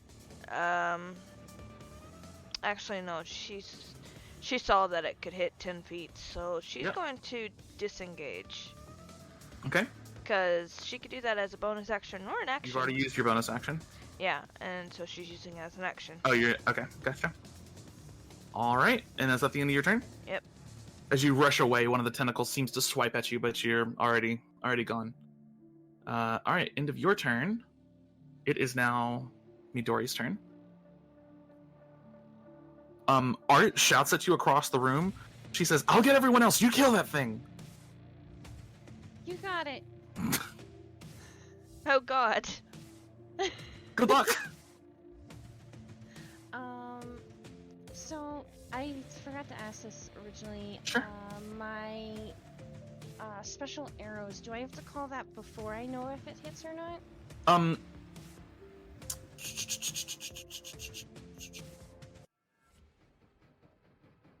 You decide to use the option when the arrow hits a creature unless the option doesn't involve an attack roll. So yeah, you can see if it hits or not before you use it. Okay. I actually did not know that. I've been playing Arcane... Well, I played Arcane Archer wrong back in the day. I'm just gonna take some shots at it then. 18 hits, 20 hits. Wait, you have 3 attacks? Oh yeah, you're a fighter. Yeah, 18 hits, 20 hits, and 14 will miss. Yeah. Alright, and I will use Shadow Arrow on the second one. Okay, and you'll have to ping that for me. It's been a while. Ready to go.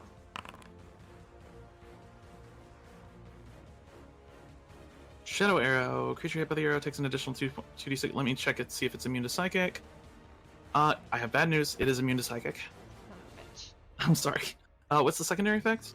Be unable to see anything farther than 5 feet away, so I will at least roll a wisdom save for that. It is not immune to blind. By the way, I'm hexing Dex. Okay. Well. So it is immune to psychic damage, and it does succeed on the save, unfortunately. Great. Well, I know that for next time. All right. Couple of attacks hit. Yeah, I got you. I heard you. Couple attacks hit there, and Midori, is that the end of your turn? Yes. All right. Gotcha. It is the Honor Guard's turn. They are really considering their life choices right now. Well, Frey didn't tell them to stay and fight. She just told the council members to get out. They could choose to help, evacuate them.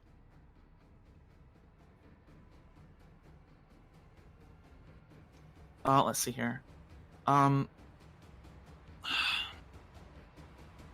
They behave like the Secret Service, so I think they'd evacuate counselors. Yeah, one of the honor guards just turns and looks at Inkosh and just goes, "We'll get the counselors.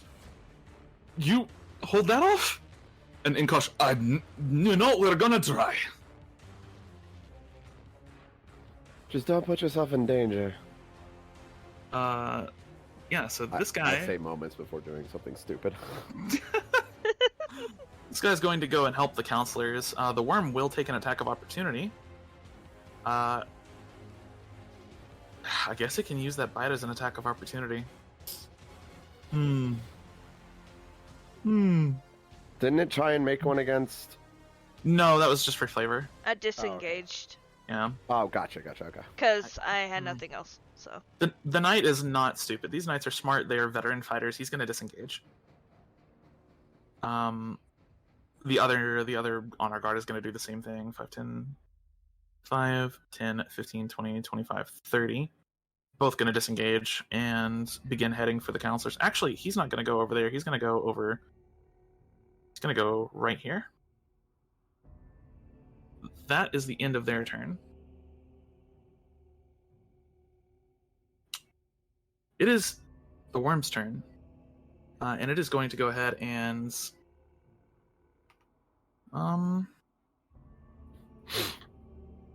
Yeah, it's going to make some attacks against Inkosh. Make a bite attack against Inkosh first.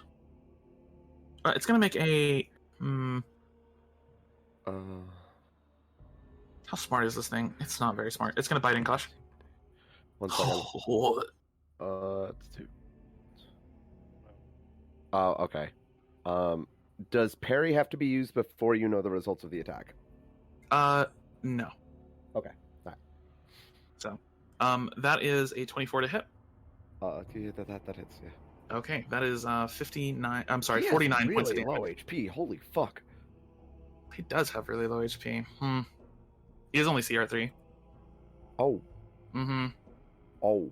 He originally had a sheet. He would be a level 11. If I recall correctly, he originally was a paladin. No, this is Inkosh's original sheet. Oh, okay. Yep. Yeah.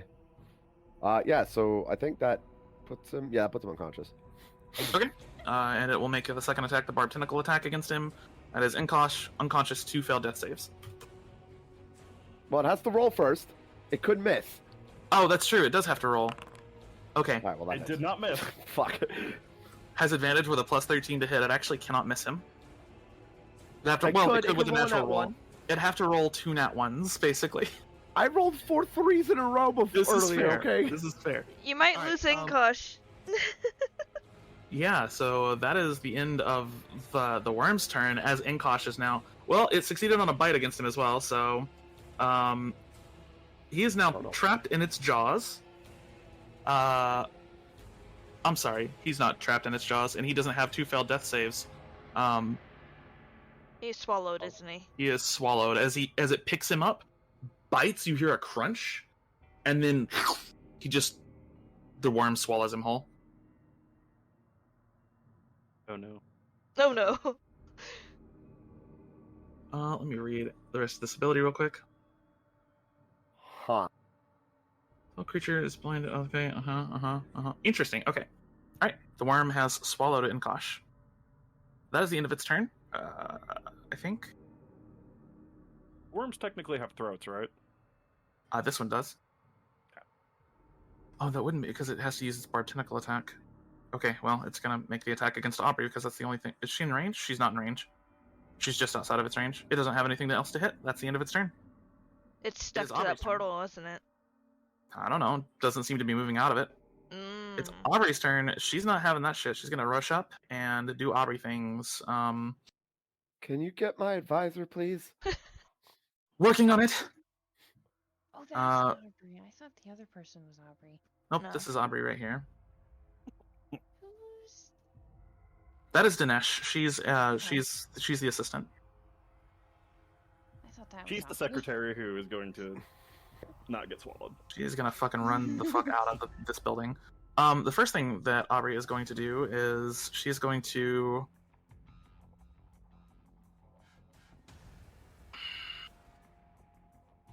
This thing sure looks like it's extraplanar. Doesn't she have some shit for that? Abjure the extraplanar. Use your channel divinity to castigate unworld. I don't know what the fuck castigate means, but it's a fun word. Unworldly beings as an action, present your holy symbol in each aberration of celestial, elemental, fey, or fiend within 30 feet of you. Let's make a wisdom saving throw. On the failed save, the creature is turned for 1 minute until it takes damage. A turned creature must spend its turns trying to move far away from you as it can. Alright, she is going to try and fear this thing with Abjure the Extraplanar. Why the fuck not? Oh, Jesus. Okay, that's a lot. It's her channel divinity. Put that down to 0. And that is a wisdom saving throw. Okay, alright. These things have crazy high wisdom. What the It doesn't! It's just proficient, that's it. Proficiency strong. It is pretty strong. Alright, it succeeds. And she like presents the holy symbol of the flame, holds it out towards the worm, and the worm just seems to stare at her and turns around and almost fixates on her for a second, like a snake ready to strike its prey. That is going to be the end of Aubrey's turn. Iverna, you now the actual physical form of the worm is bigger than the strange hole in the center of the world here. So you now have like vision of this worm, basically. Yeah. What can be considered vision? Mm-hmm. Where's this thing's throat? You would anticipate that the entire like body of the worm is basically its throat. Okay, cool. Can I jump on it? How tall is the table? Certainly try. That table is flipped over. That table got knocked against the wall. Right. Yeah. The tables are like, I would say 4 feet tall. No, they're like 3.5 feet tall. Right. Okay. Fuck. I forgot about that.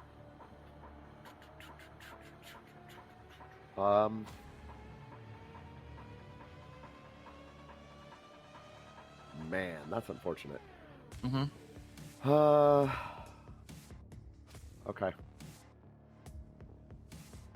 Well, how tall is this creature? Like, currently its body out of the portal, it's probably about 15 feet off the ground. what is... Your high jump is your strength score. Cool, I can jump 16 feet. Yep. So I can jump on top of this thing, yeah? Potentially. Okay. You can certainly try. Alright, I gotta get a 10-foot running start, so I'm gonna run, like, this way since the table's not there. Yep. I'm gonna try and jump on it. The Okay. blind rodeo clown. Making this fucking huge leap. In order to land solidly on this thing, you will be using one of your attacks as a grapple. That's fine. Okay. Yeah, go ahead and make make an athletics check. As a bonus action, Uh-huh. I am going to use Fighting Spirit Gotcha. before doing this and give myself 10 temporary hit points. Gotcha. Does that... No, it's weapon tackles. Okay. So make an athletics, you said? Yep. Yeah, as you rush up towards this thing, you grab a hold of it, and it just slings itself down onto the ground. And currently, in this moment... Wait. Mm-hmm. What did she hex? I hex strength. Oh, she has strength, that's right. Yep. But it's still a failure. success. Fuck. No. So it slams you basically down onto the ground by basically headbutting the ground as you try to grab its head, raises itself back up, and you're unable to maintain your grip. Fuck. Fine. I'm just gonna, like, fucking... Stab the fuck out of it. Get under and fucking rip it apart. Fucking piece of shit. Fucker. Sure. Fuck. Give my goddamn advisor back! Listen. Yeah, so I'm making an attack roll. If we have to. That is a 16. 16 is gonna miss. Rough turn. Third attack. Oh yeah, you're a fighter. Yeah, 22. I'm a fighter. 22 is gonna miss. No, it's a hit. Cool. That is 6 points of damage. Cool. Warrior of Light, Oh yeah, which should be 11. that should be 11. 11 points radiant damage. 11 points of radiant damage? I'm sorry, hold on. You take 11 points of radiant damage. Fuck me in the goddamn ass. It's just not your fucking day. It's not actually 20, but... Oh, wow, hold on. Aubrey also takes 11 points of radiant damage. What? Yep.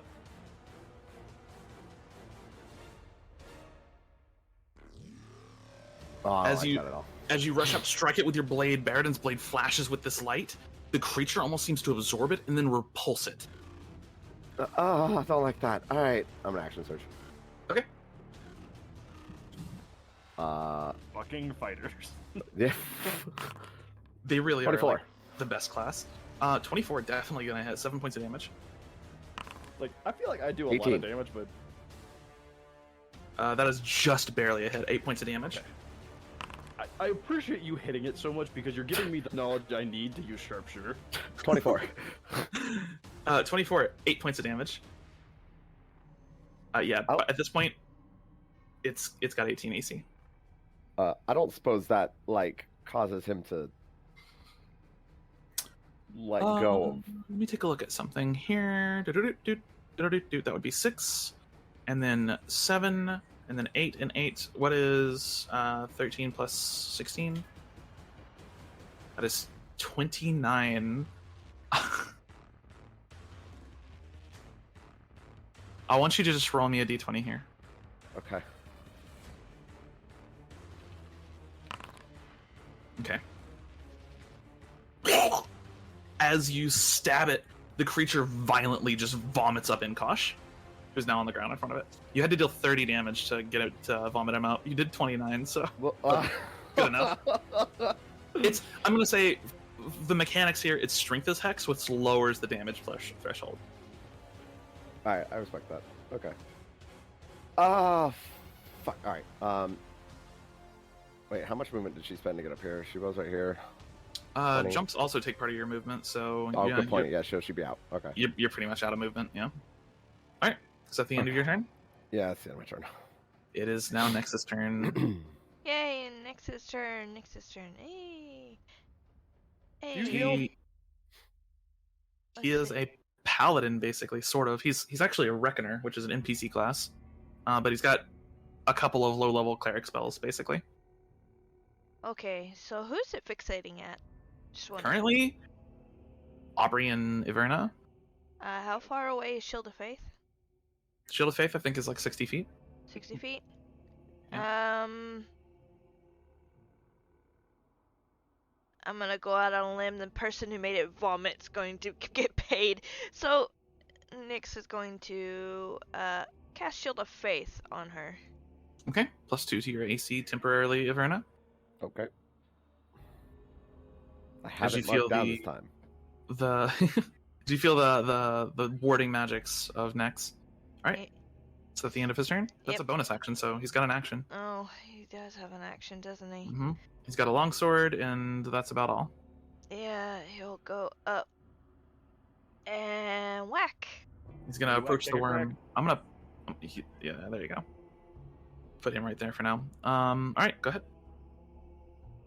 Okay. He's gonna wickety whack. That's not a hit. All right, that's the end of Nexus' turn. Flanking? No. No, look at it. It's an 8 to 10. Emonir. All right. Okay. He's animist, so I don't have to technically hide. I also, don't know if the damn thing has dark vision with its 1,000 eyes anyway. Oh, I do get Tireless Spirit at 10th level. We're gonna Mhm. Hunter's Mark his ass. Okay, it is Hunter's marked. Let's see, it's Animist. We're gonna make Animist instead yellow, and Hunter's mark is the green.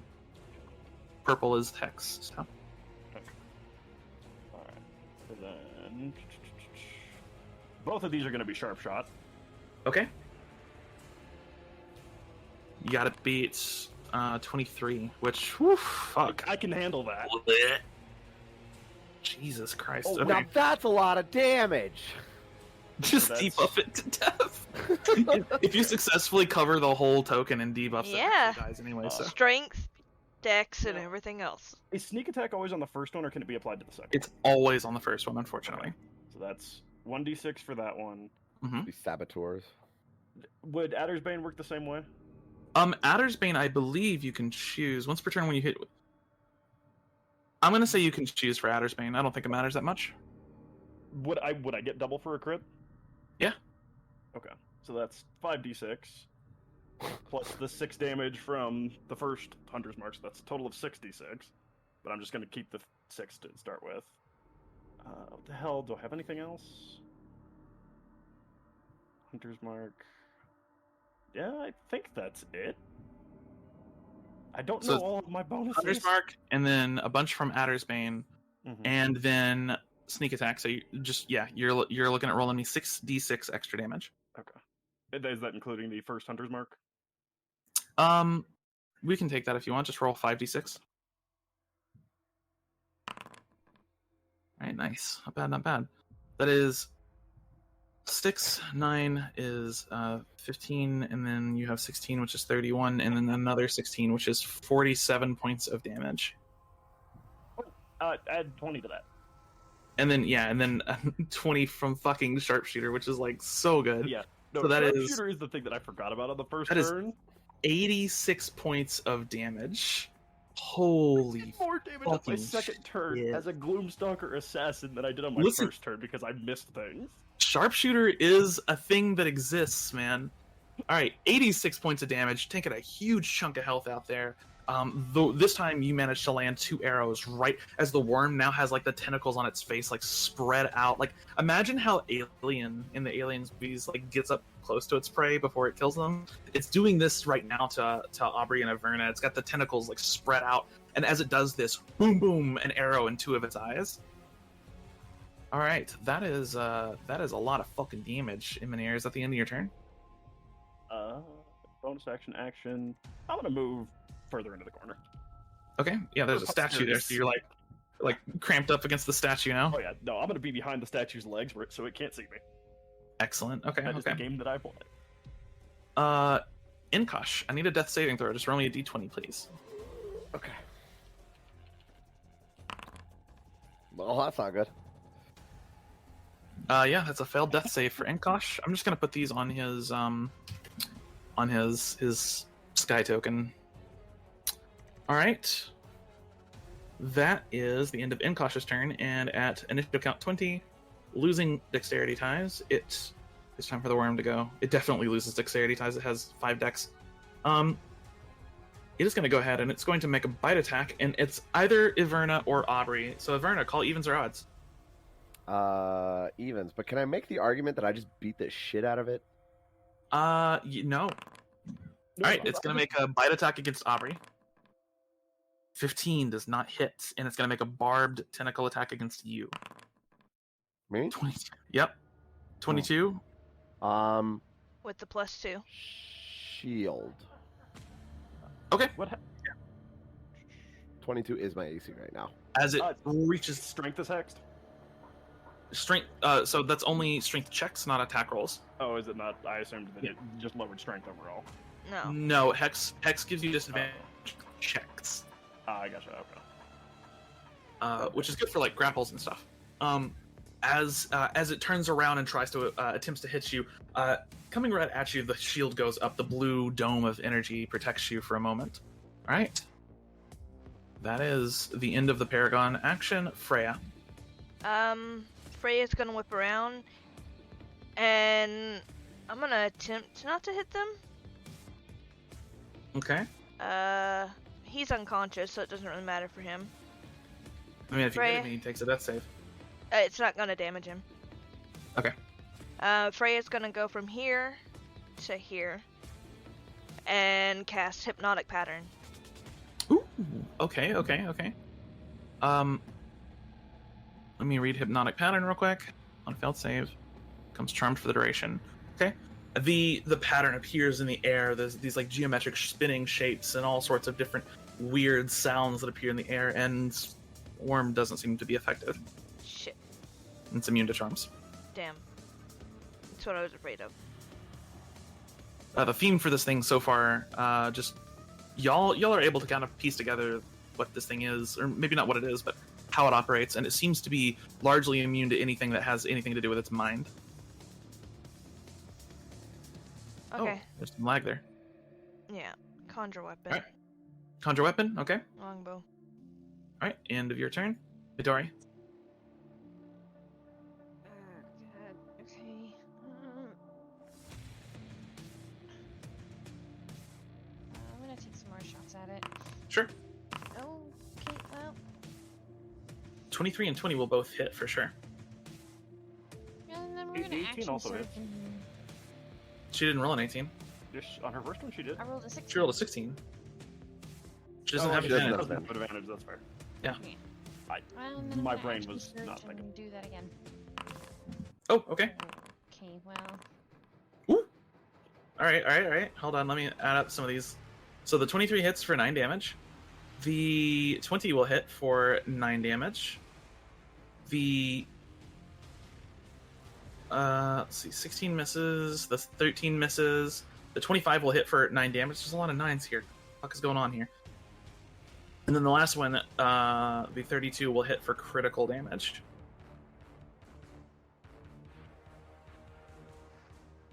Alright. As the arrows begin to pincushion this thing. Yes? My concentration on Hex would have dropped. Oh, yeah, it would have. Okay, good to know. So I wanted to ask, the bonus on fracture, does there have to be a second target?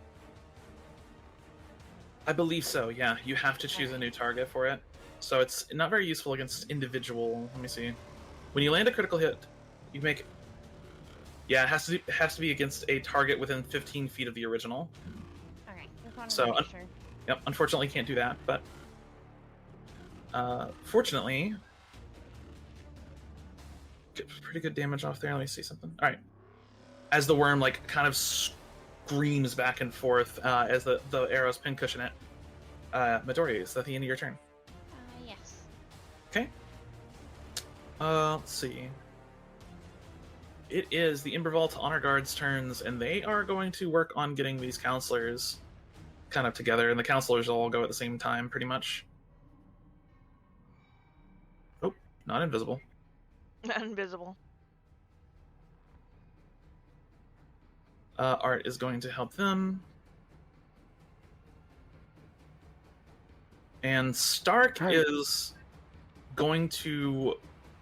Stark goes to draw her blade and, like, run towards the worm. She, like, draws her sword and begins to, like, hop over the remnants of the table. And the honor guard, like, pulls her backwards, like, no, ma'am, you have to come with me. Can She's like, no, I want you get Engosh up? Let me check, actually. So Adressa... and then what is Zur... That's fine.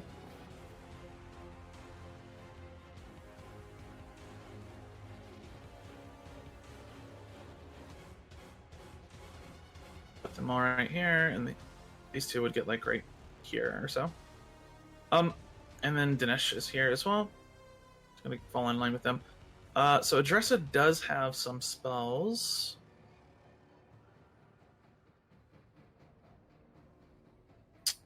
She doesn't have anything. Let me take a look at Stark. Stark technically can, but she'd have to get to him. I'm sorry, what? Stark actually can get him up, but she has to get to him, which she can't get to him on this turn. Well, I'll add an addendum to that then, without putting herself in danger.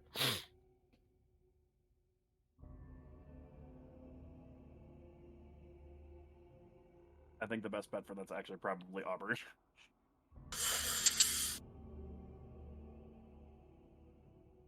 Okay, I have to roll for Stark here. She's a little crazy. She's a little crazy. She has, like, I think... Honestly, I would say anything under a 15, and she's gonna rush into this shit. Okay. She starts to, but realizes that the safety of her and her council members are... It's unfortunately more important for now. So... She has a few points to lay on hands. I figured. Yeah. All right, we'll put all the counselors right here. Put them like right here. That's the end of their turn. It is the worm's turn. The worm.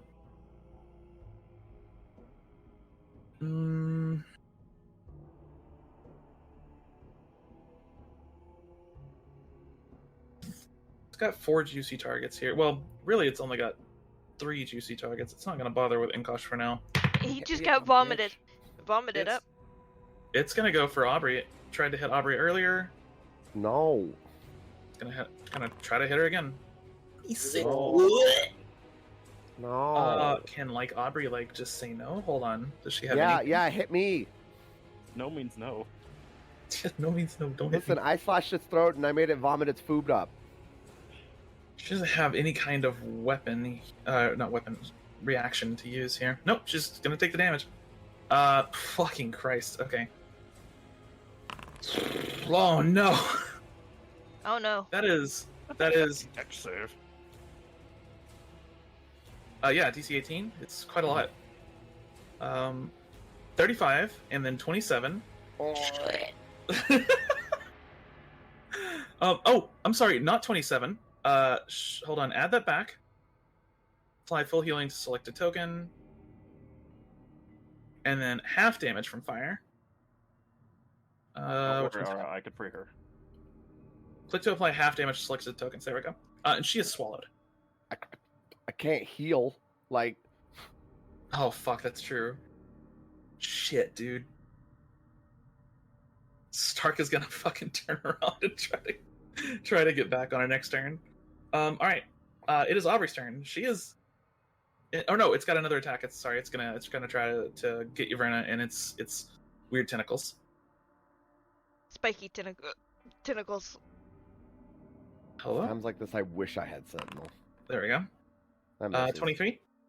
Yep, because you still have shield for the remainder of the thing. Nice, okay. Yeah. Well, I wanted it to hit me because that bite would have missed too. Ooh. Fucking Aubrey is inside of it, and that's not fun. So she's gonna start slashing the shit out, or not slashing, but beating the shit out of this thing. She's restrained. I think she has disadvantage on attacks because of that, but she should have advantage because she literally is inside of it. Yeah. So I'd we're like gonna to go with straight rolls. Bonus action Hunter's Mark.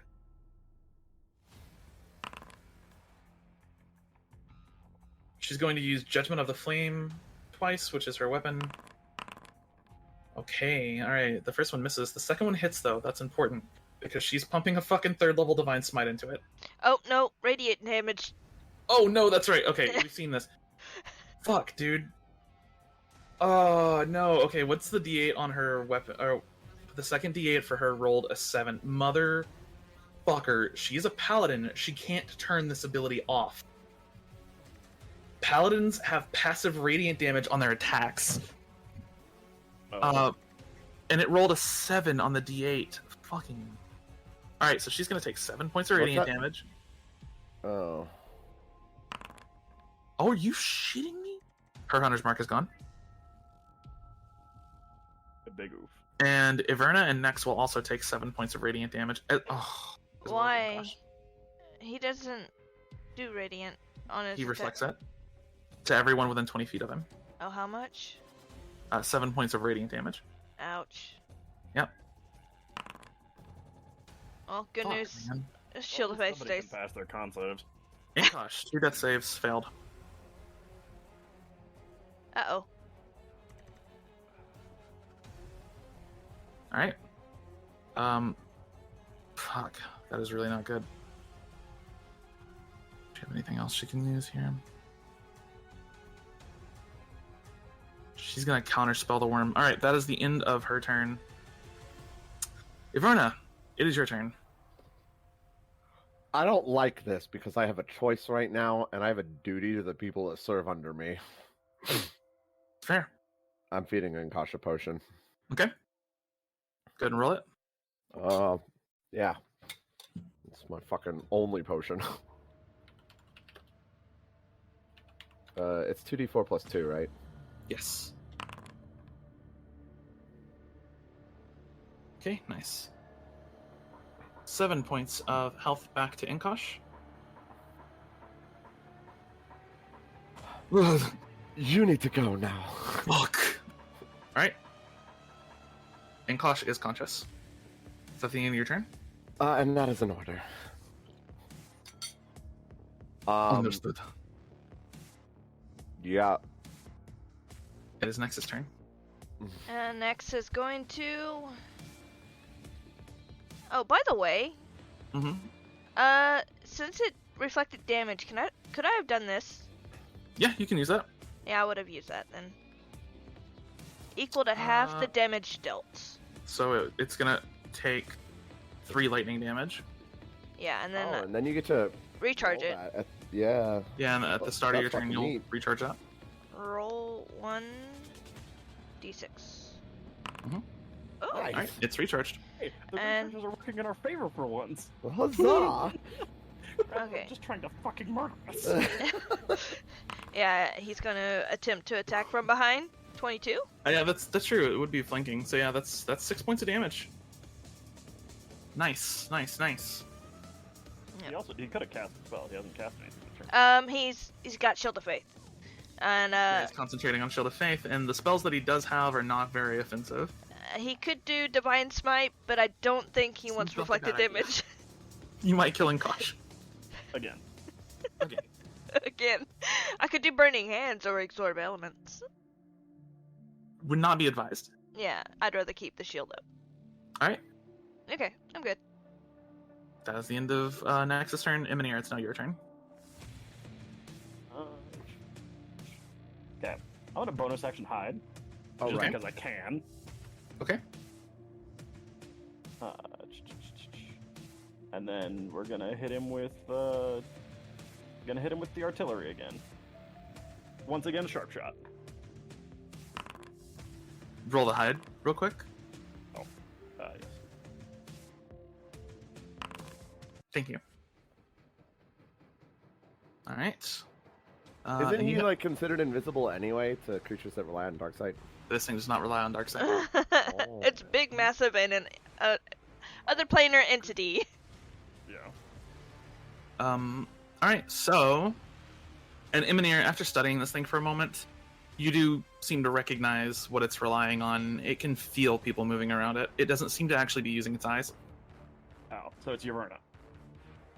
Pretty much. Okay. So the first attack is a crit. Yep, that is a crit. And So sneak attack gets doubled.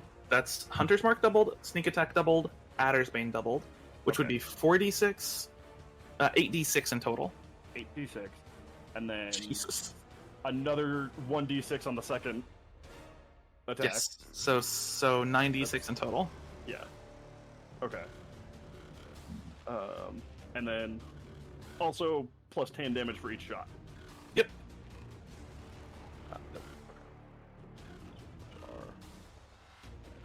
9d6 plus 20. Oh my god. That is another, that is another 79 damage. Yeah, no, I'm bad at math. You're right. 79. 79 points of damage. Fucking God. Jesus. I wish I would have thought about all of this on turn 1, because I think I could have broken 100 damage on the first turn. Jesus Christ. 79 fucking points of damage to this thing as the arrows land. It's gonna cough up Aubrey real fucking quick. Yeah, I was gonna say, like, I can make it spit out the fucking paladin. She's like prone on the ground now, like, oh my god.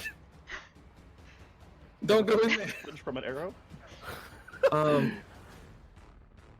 Jesus Christ. 79 points of damage. This thing is looking pretty hurt. Let me look at its health. Oh man. Okay. Alright. Is that the end of your turn, Emonir? Yes.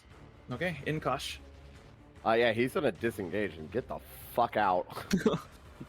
Picks himself up, and you notice there's like acid burns on him and everything. Oh yeah, he's got 15 feet. Fuck.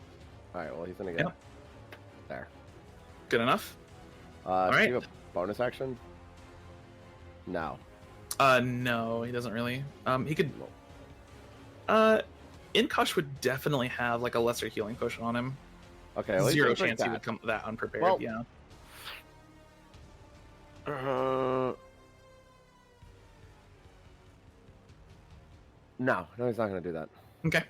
He's gonna wait. Yeah. Got it. Alright, that is Incautious turn. It is Freya's turn. This thing does a lot of damage. It wouldn't help much. I am going to take out a spell scroll of Hex and cast it, and it should use my modifier, which is 15? No, wait. And I'm going to Hex its Wisdom, and then as an action, I'm going to make it Wisdom save. Oh, that's pretty cool. Okay. Let's see what... Remember, Hex doesn't affect saves. It's only checks. Oh, checks? Yes. Then I would do Strength then. Okay. It will still attempt to make that Wisdom save.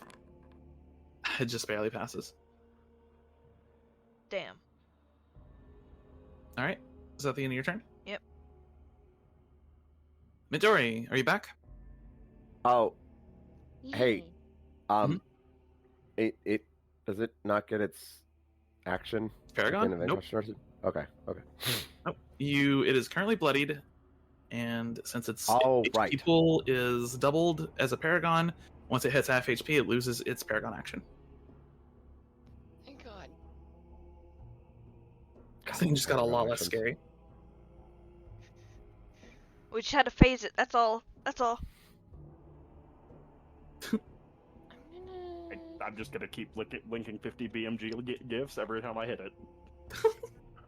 I'm gonna do some more attacks. Okay, yeah, 25 hits. 17s don't hit, damn. On the first one, I'm going to use Enfeebling Arrow. Enfeebling Arrow. Sixes. There's a lot of sixes going on here. Alright, so that is going to be 14 points of piercing damage to it, and then the Enfeebling Arrow, it just takes the extra necrotic damage, which it is not immune to. Let's see here. And then it's a Constitution save. Oh shit, that's really good. That Holy is fuck. fucking super strong. Okay, Holy Jesus. shit. It's got really high con, but we'll see. Okay, alright then. Jesus Christ. Whatever. It almost has as much of a con modifier as I have a stealth modifier. Alright, Spirit. Is that the end of your turn? Yeah, I tried. Oof. Hey, listen. It's okay. It is the guard's turn and the council's turn. One of the guards is going to double back and 5, 10, 15, 20, 25, 30, 35, 40, 45, 55. It's gonna get like right here. And basically just kind of like linking up with Inkosh. As Stark kind of takes command of this little group right here that's like filtering out of the area.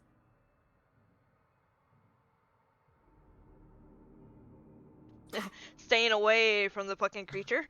Barthen is just like, this is bullshit. I'm too old for this shit. Been alive for 68 years, I ain't dying to a worm. Yeah, and the guards continue to escort the counselors out. It is the worm's turn. It's got 3 juicy targets. Hit me, little bitch. Iverna, I am giving you evens, and then Aubrey gets odds below 10. Next gets odds above 10.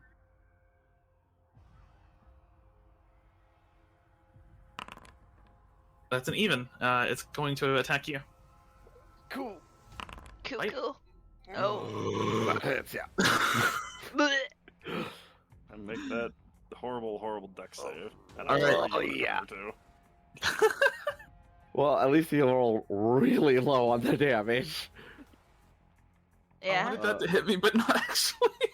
Yeah, that's I'll get you back out. You are swallowed. You're also going to take 43 points of damage.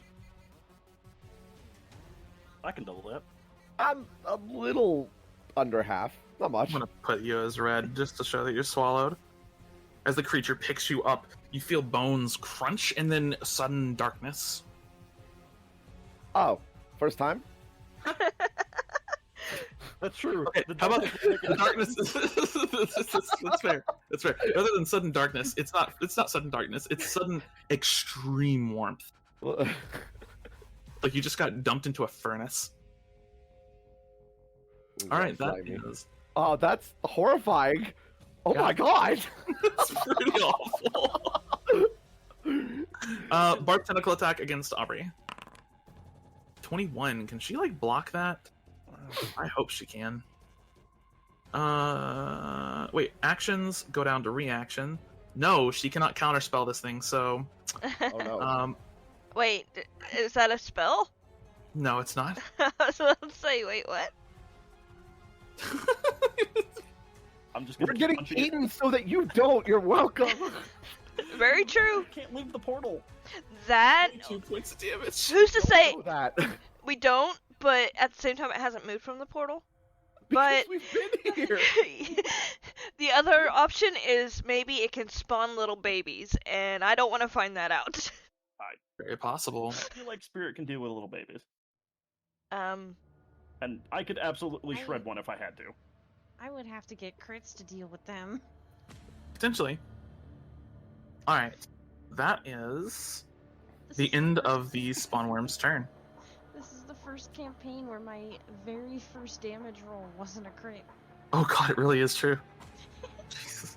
Aubrey's looking pretty hurt. She's got 4 health left. I think she might just heal herself back up. and get back up. I mean, if she hits it, she hurts everyone around it. I know. Yeah. She's just like, fuck, okay. She's got to do paladin thing. Oh, wait, what did you roll on that deck save? 15. Hey, you're not swallowed. Hey! Aubrey is a paladin. She has aura of protection. You gain a +3 to all of your saving throws. Hey, let's go! That is just a success. That puts you up to 18. Jesus. Okay. Alright. Lay on hands. Abjure the extra cleaner. She's already used that. Fuck, dude. She's gonna bless it. Please Hashtag. don't. What does Bless do? Would Bless make me do more damage? No. It plus your attack. I don't really need that. Although I suppose it wouldn't hurt, but no. There's other things that need blessing more than the god of death in the corner. Instead of trying to attack it, probably better off if she starts casting some shit. She's going to cast Aura of Vitality, which is an action. And then she's going to use a bonus action, in this case to heal herself up a little bit. And she's also going to use half her movement to stand. Yeah, that'll really save you. 4 HP not going to save her, but we'll see what happens.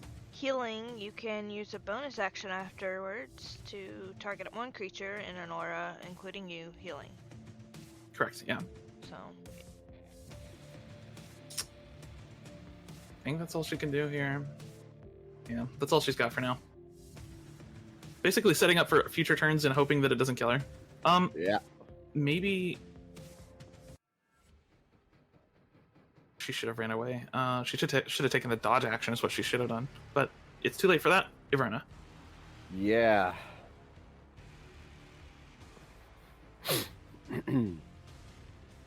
Okay. Gonna use Fighting Spirit.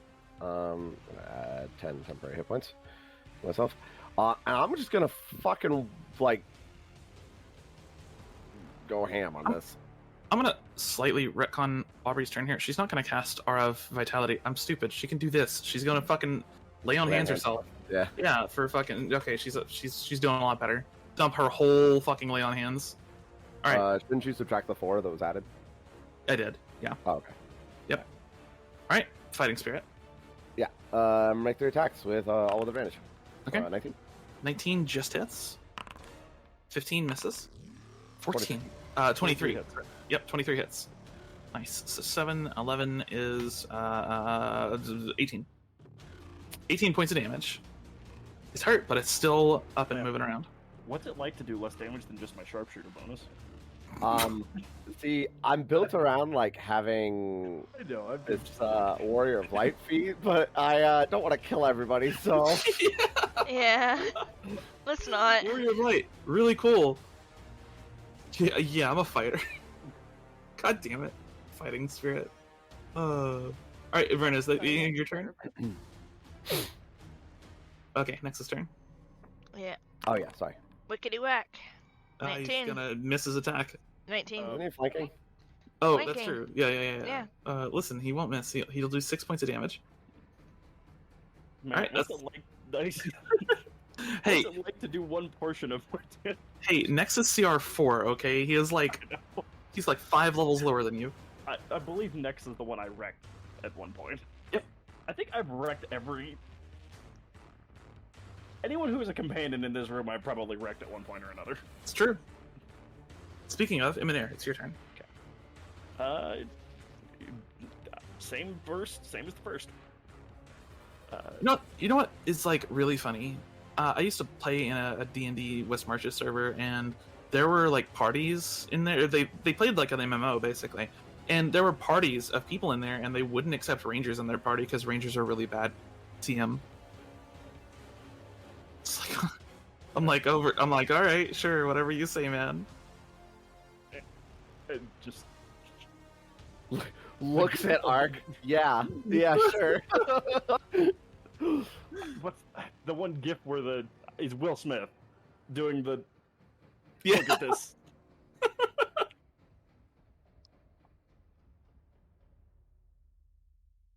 All right, Emonir, it's your turn. So yes, sharpshooter, 2 strikes. Okay. Yeah, that's all gonna hit. Okay, so that's sneak attack, 2 poison, 2 hunter's mark.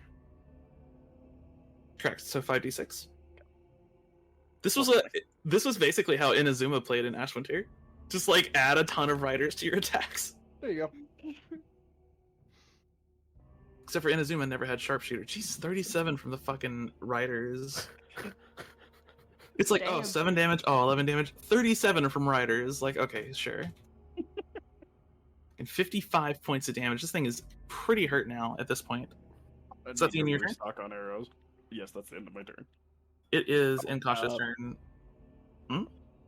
Oh, not wrong button. There we go. Okay, Bonus action hide. gotcha. Alright, Inkosh. Oh. Right. Is he just escaping now? He's gonna get a bit.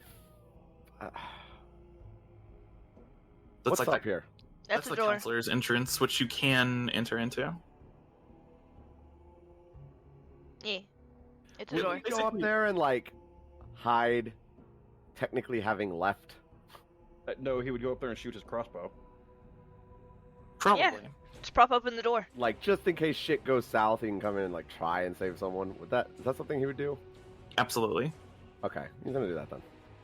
He would follow the order asterisk. Okay, yeah, that's what he's gonna do. That's what I figured. So he like gets up like right here. Yeah, he gets like out of the room, so he's left Gotcha. and followed the order. Okay.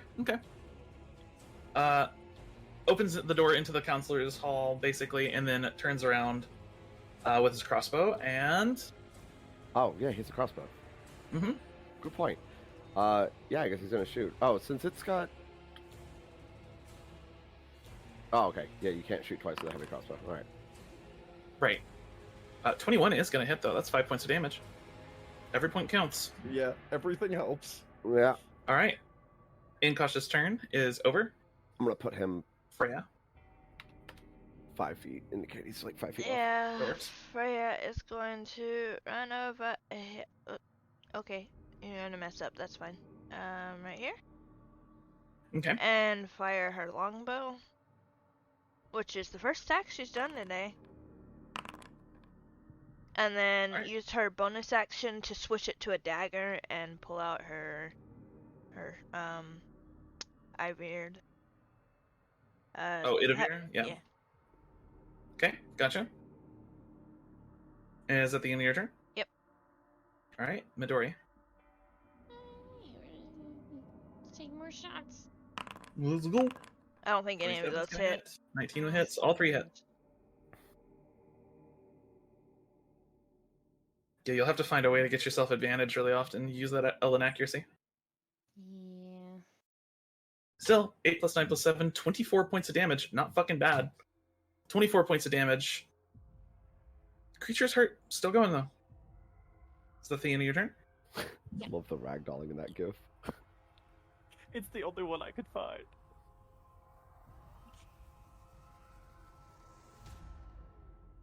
Alright, it is the Imbervault Guards' turns. This one is going to get up here with Inkosh.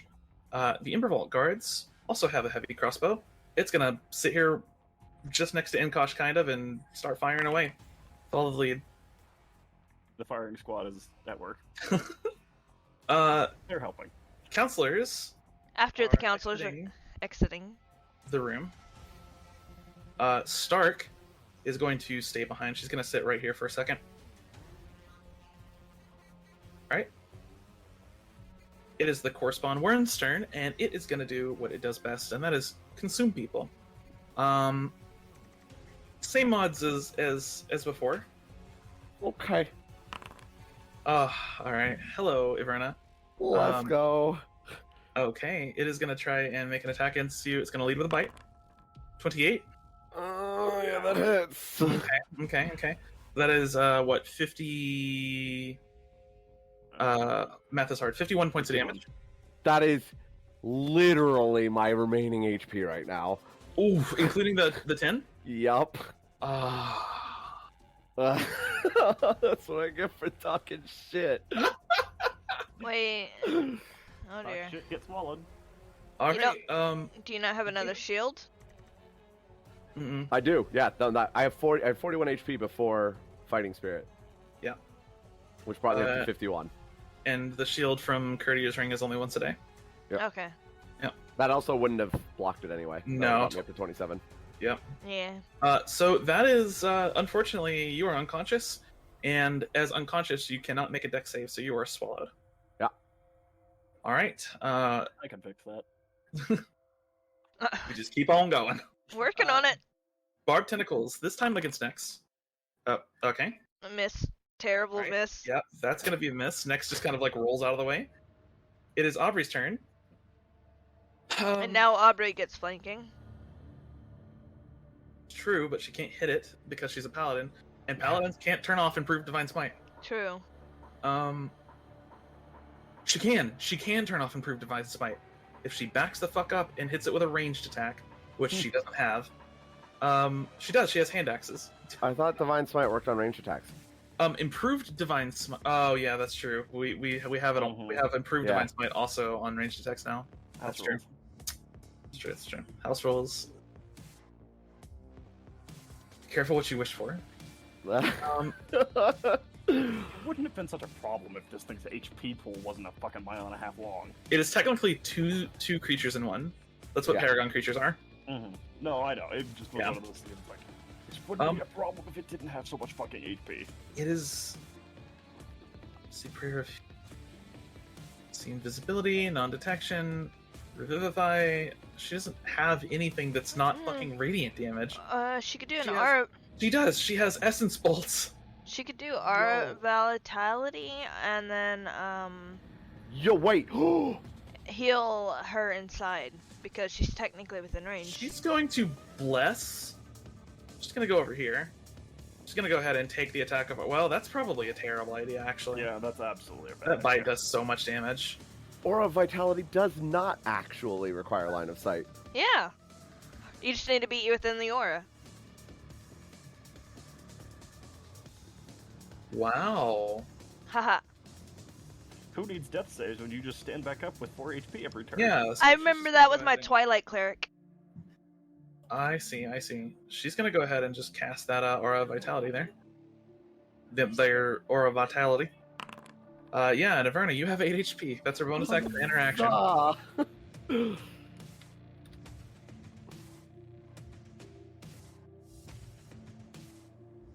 Okay. You use too much of your shit on avoiding the table. Question: is Burning Hands a bonus action or action? Burning Hands is an action. Okay. Right. I don't have 2 bonus actions, so I have a choice here. 1d10 plus 11 would probably be like a 15, 16 bonus HP average. Or I could Fighting Spirit it. And I really like that option because I like damage. I mean... Oh, wait.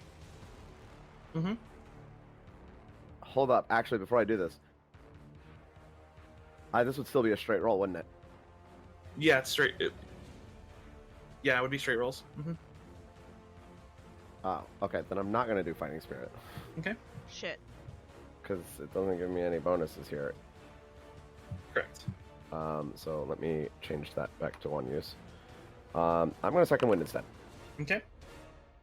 Second Wind, 16 health. Not bad. Second Wind's such a good ability.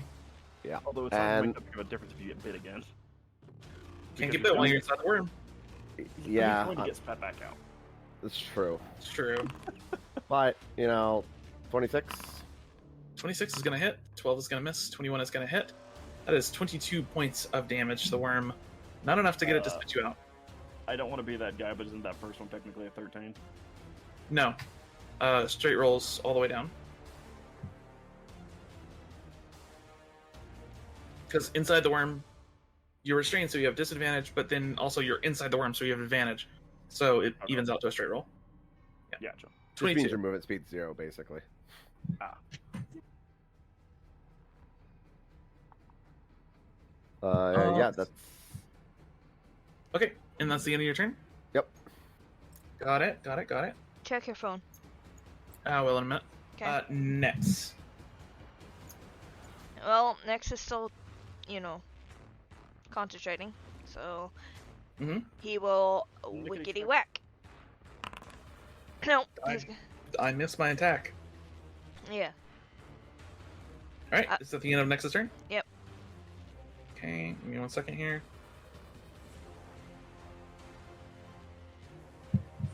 That is Emonir's turn. Yep. Sure is. Sharpshooter in the whole shebang. Got it. That's 12, another 5d6 plus 20. Wait, are we subtracting the 10 from these? It's 5 for me. 5. It's 5, right, okay, Yes. okay. So yeah, 23 is your minimum to hit. Yeah. And okay. my elven accuracy is OP. Yeah, it is. Okay. So 64. Jesus Christ. Alright, 64 points of damage. Jesus. I am the DPS now. 64 points of damage. The worm is still standing, but Iverna is now spat out. Iverna, you are prone on the ground and conscious. Huzzah. How bad would I have to roll for you to not get spat out? Alright. Inkosh is... Inkosh's turn? Oh yeah. He's gonna... McShooty shoot. If both my attacks land, it is physically impossible for you to not get spat back out. Even if you roll minimum damage? My minimum damage is 31. 18? Alright. Yeah, that's 7 points of damage. Go, Enkosh, go. Alright, it is Freya's turn. Yeah, Freya is going to get here. Okay. And she is going to hit, and then there's a crit. do an extra action because the blade lets me. Of Idavir's, yeah, Idavir's ability. Yeah, unfortunately the 15 and the 9 both miss. Damn. But the Conjure Dagger does hit for a full 9 damage. Also here. Since my first hit was a crit, have fun. What is that from? Hex. Oh yeah, that's a thing. This is narcotic. 3 points of necrotic damage. Narcotic damage. Necrotic. Worm just snorted some coke. Yeah. Alright, Freya's turn is over Midori. Also- I'm just gonna keep shooting things. I just want to say, Midori liqueur, really good drink additive, very good for cocktails. Damn it. How do you feel about watermelons, Spirit? I like watermelons. Okay, cool. That fits then. Is that- Midori is a watermelon liqueur. Okay. Actually, sounds really good right now. It's fucking great. Hey, There's some fucking damage. triple hit. There you go. All right, that is 24, 30. What is that? 32 points of damage, I think. Yep, Somebody else has breached the 30 mark. 32 points of damage as the arrows. At this point, the worm is looking pretty hurt. I would say that it's close to death. I figured out where all my crits were supposed to be coming from. Oh yeah. Shadow arrow. Oh, that's right, because it can't see anything. Yeah. All right. It is the Emberval guard's turn. This guard, after he's like escorted the counselors out, is going to go ahead and take some pop shots at the worm. An That's 18 not bad. actually hits. That's Let's okay. go. And 11 damage. Actually, pretty good damage. Let's go. What? The guards, 22 points of damage from both of the guards this turn. Not bad. The worm is really hurt. However, it does get its turn. Who's getting swallowed this time? You know, that's a good question. There's four people. I'll give you all equal weights. Listen, I'm alright with it being anybody else now. All equal weight.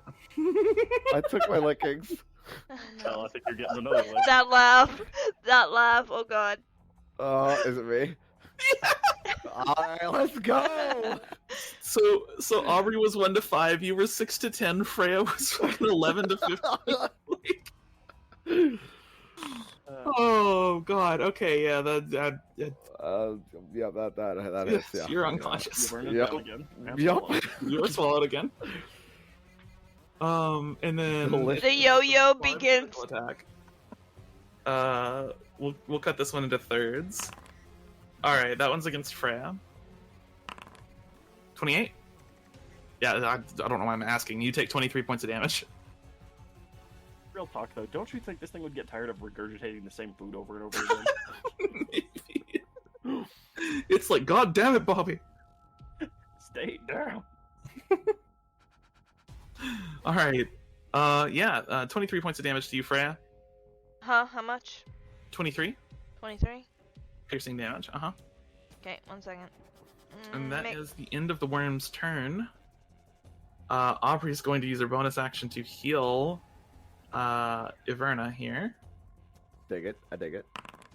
No. You're conscious with 5 hit points. Let's go. I'm not concentrating on hit pattern, but oh well. Ignore You are that. Concentrating on Hex though. Yeah, I know. Mhm. But it was saying hypnotic pattern. I was not. That works. Okay. And then Aubrey is not going to hit this thing, because that sounds like a terrible idea. God damn it. Okay. Yeah. She will take the... It's too big to grapple. She's going to take the dodge action. Iverna. Well, I'm gonna get let loose, so I'm just gonna slap it around while I'm in here. Sure. Just like trying to stab into it. So I have a Yeah. question, Iverna. Are you okay with going unconscious again?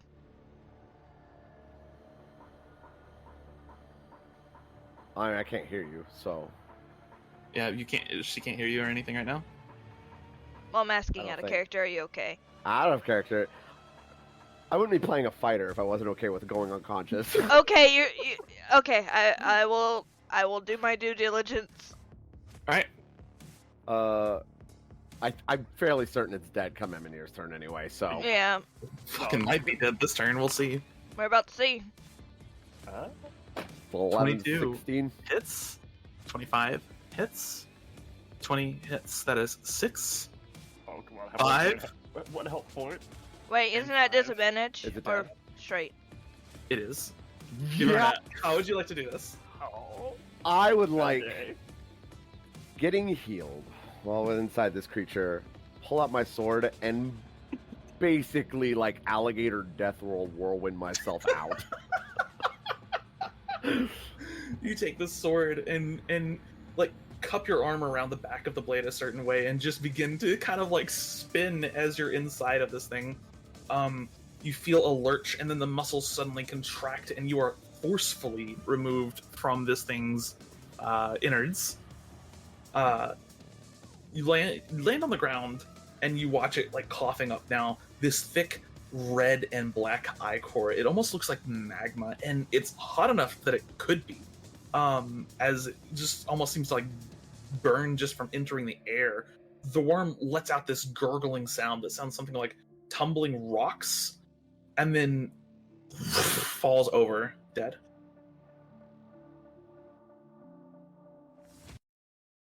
I'm just gonna remain laying on the ground, like, okay, all right. Inkosh is gonna rush over and begin to like making sure everyone's okay. The honor guards are now like rushing down to make sure all the counselors are good. I'm going to retrieve my bundle of arrows from its throat. Certainly. As a note, I don't really care if you'll track arrows this campaign. Okay. So I could just not worry about them?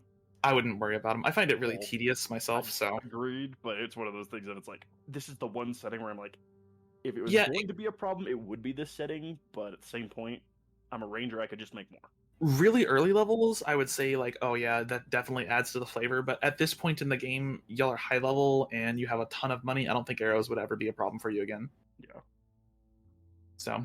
Now, additional poison to coat my arrows with might be. Yeah, now, see, stuff like that matters, but the arrows themselves, I don't think. Fucking... Oh yeah, I need to get rid of one of my hand axes. What was its total HP? 600. Yeah, that's what I was trying to gather. So I was doing roughly at least 10% of its damage, or its health every turn. Roughly. Mm-hmm. Yeah, the worm had 600 health. It had 1 Paragon action, 18 AC. It had a speed of 0. Vulnerable to cold damage. Immune to fire and psychic. Immune to charm and frighten. Tremor sense. 120 feet. Yep. That fucking stupid ass bugs all over again. Fucking passive perception, 14.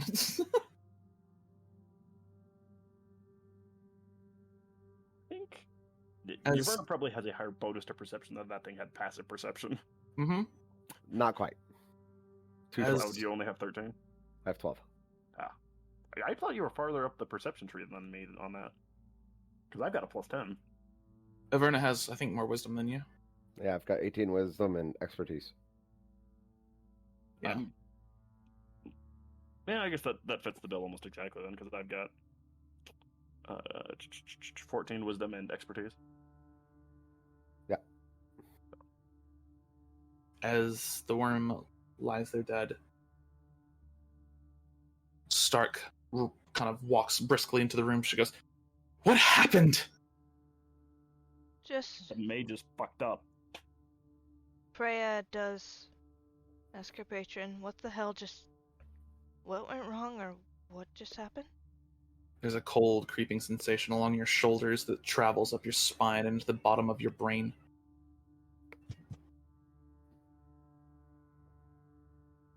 I think you were fooled.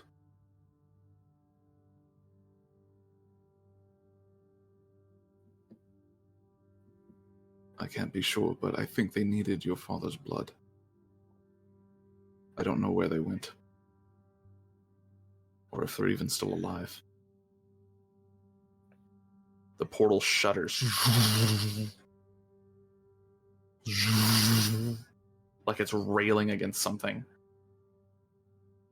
And then you hear the sickening crunching sound and watch the portal shrink around the remainder of the worm before essentially decapitating the worm's dead body and closing.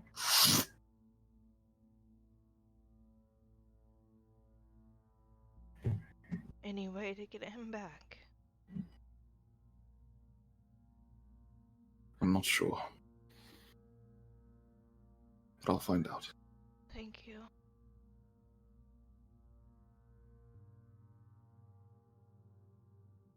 Did any of you have any inclination of maliciousness? Frey is actually sitting on the ground.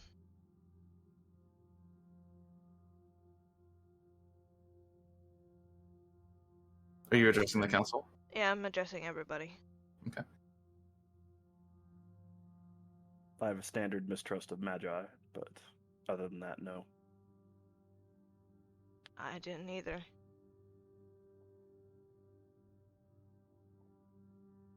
Art walks in now.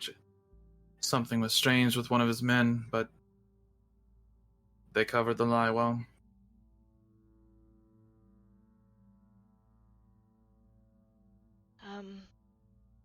Unless maybe it was a mistake. Perhaps your father's not some kingly blood after all. Is he? As far as you know. As far as I know, he is. Before everything went wrong, someone said, "Oh fuck." That would have been only Freya that heard that. That was her agreed. patron. Yeah, you're fine. I thought it was someone in the room. No, my bad. Oh yeah, I thought it was Never clear. Yeah. Um, I knew the patron had said get down. Mm-hmm. Okay, that's my bad. No, you're fine. You're fine. But I should have clarified that.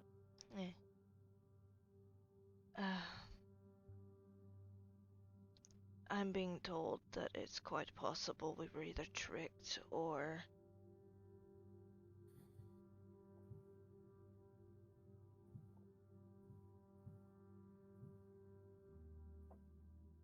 something.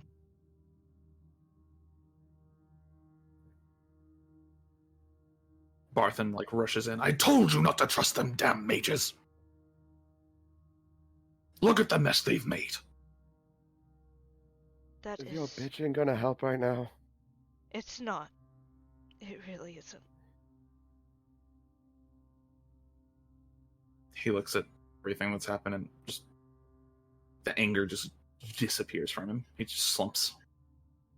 I will find a way.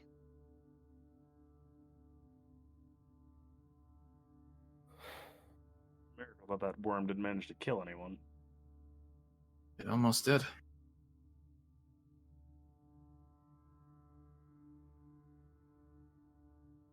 You and your friends are the best fighters I've ever seen. This is Stark, who's now walked up to the side of the worm and is inspecting it. Verna holds up a thumb. Yeah, you're welcome. We earned our place on the council in similar aspects. Yeah.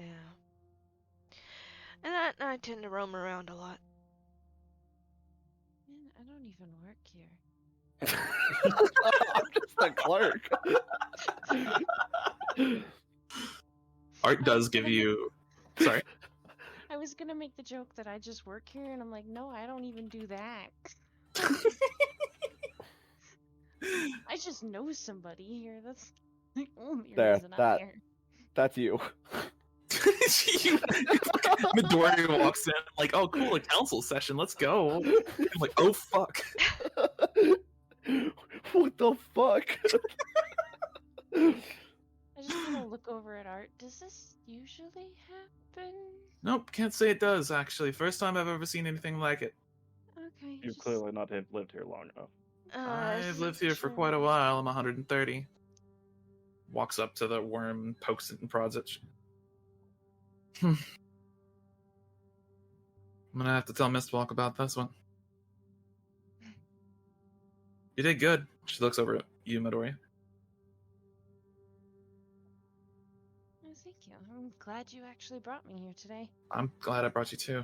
I'm glad Counselor Emonir, Counselor Iverna, Counselor Freya, you all did a wonderful job. So what do we do next? He's...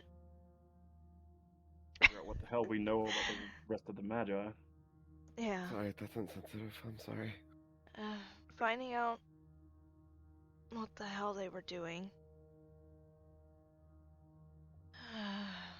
Would be best, but Father wanted us to go to Arcadia. I'm partial to the tunnel. I think we should throw out just about everything the mages talked about. Agreed. That's how I feel too. Stark nods.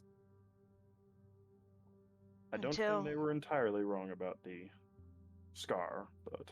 So, something that you learn when, you have to rely a lot on words coming from people and not body language. The best lies are always hold some truth to them. I don't think they were lying about the caves. I don't either. I do think they were lying about how much they tested the solutions, though. I do as well. They were very vague. I will look for a way to get King Artis' father back. You see, Art is like conflicted with herself. He was a good leader, whether you liked it or not. Oh, I loved your old man. He's great. But I had to let you know something that maybe folks back home might be a little upset at. Mistwalk's got a lot more resources than we let on. And I think maybe it's time to pull some of those out. I don't blame you for hoarding or stockpiling. Everyone's got their secrets. Yes. I need to go talk to the elder. As long as it's not hurtful and helpful in the end.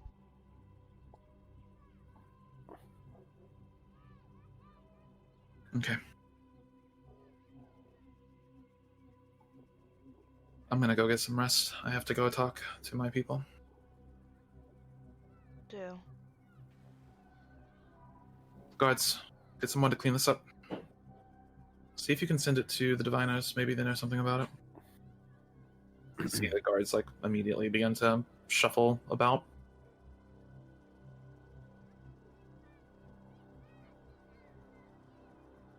Art turns around to the rest of the council. Session is dismissed for now. We will resume normal operations at a later time. I should go get the guard captain. They all kind of have this bit of defiance in their eyes, but for a moment, or after a moment, they question before we all leave. Is Freya Herald now? Sorry, what was that? I was asking if Freya was Herald now. Oh, Freya was the princess. The chair. Yeah. Right, but is he elected? No, he is a monarch that sits on the council, essentially. So the way the council works is, it's like a what are those called? The way that England was for a long time. Parliament. Parliamentary monarchy. Yeah. So it's kind of like that, except for the king he's just a council member with a fancy chair. That's all he is. So he just Freya get to sit in that now. Seeing as she already holds a seat on the council, I'm not sure how she could hold two. I mean... I believe Freya's current position would be vacated, and she would take up her father's. Yeah, that. Yes. So, welcome. She gives you just this little nod. My queen. Yas, queen. Not how I wanted to get it. Freya she's sitting down and then she just kind of like flops on the floor on her side and curls into a ball. Try not to cry. Cry a lot. I'm sure we can have lots to discuss later, but for now, I think all of us need some rest. I need processing. Yes, I do too. Iverna wiggles over and pats you on the shoulder. I imagine you and Enkosh would be leaning on each other at this point. Oh no, I'm still on the ground. I'm very tired. Hence the wiggling. Wiggle. made me think of a cat just then. That was the point, yes. Adressa actually walks up to the worm and places a hand on it, and you watch her eyes like roll back in her skull. That's some voodoo shit. This worm is not from here. My I believe- immediate response is going to be absolute sarcasm. You No don't shit. say. I see a place of fire and stone, black stone, covering everything.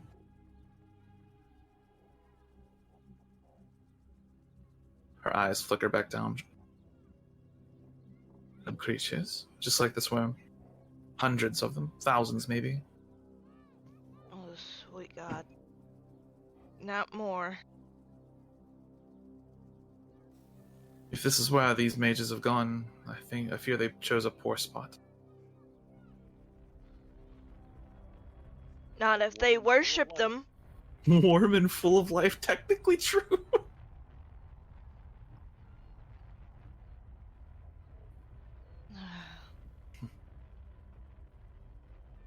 The council members began to filter out of the room, and you were left with the gigantic worm corpse laying in front of you. So, why royal blood? I believe it didn't matter what kind of blood it was. It was I- just attempting to take an important person with them. Is it? Looks at Nyx. What do you think? They say that blood has power, and they say that nobility has power, that there is power in ancestry, so perhaps... What are There is your truth to it. ancestors? Huh? What are your ancestors? Like, where's your lineage come from? Where does it come from? Oh god, a long line of various nobles tracing back from even before the Sundering. Your family has held seats of power for a multitude of generations. Primarily within Nureau, but you even have some parts of your family that have imperial ties as well. Some Imperial, some Nureau before the Scar. What's your crest? Do you have a crest? Do crests exist in this world? They do. I don't know what Freya's crest would be, actually.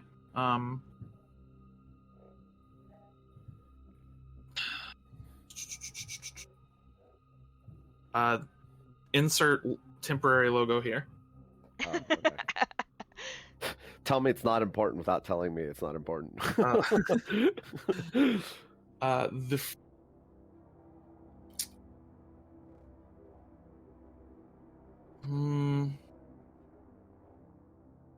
It would be that of a winged serpent wrapped around a blade. Like a fire serpent? Maybe. Like a dragon? Or Celestial. You don't know. Well, I was trying to figure out if they were related. Oh. Maybe not directly, but Maybe they wanted his blood because there's some kind of like connection to that wibbly wobbly place. I mean, it's possible. I could check the libraries. Secret libraries. Speaking of libraries, why hasn't anybody created books that you can read with your fingers? I don't know. Maybe you should invent a language for it.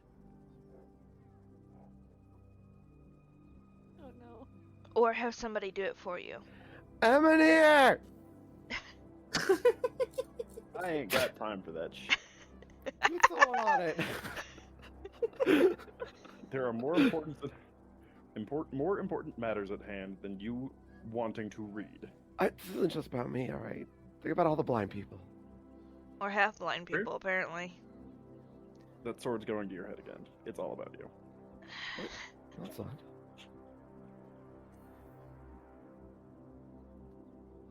I'm just saying, that'd be a good, like... Imagine, that's actually a pretty good idea. We could totally make a living off that. Translating books for blind people? And make enough of a living knowing things than drinking. Well, think about it this way. Not a lot of people are going to know how to read the blinds things. Good way to hide your information. The center. Oh, that's even better. And gosh, get on that. Okay, I will. Thank you. He's just laying on the ground right now. No things. Oh my god. Jesus Christ. Did good, Nix. Did real good. As fuck.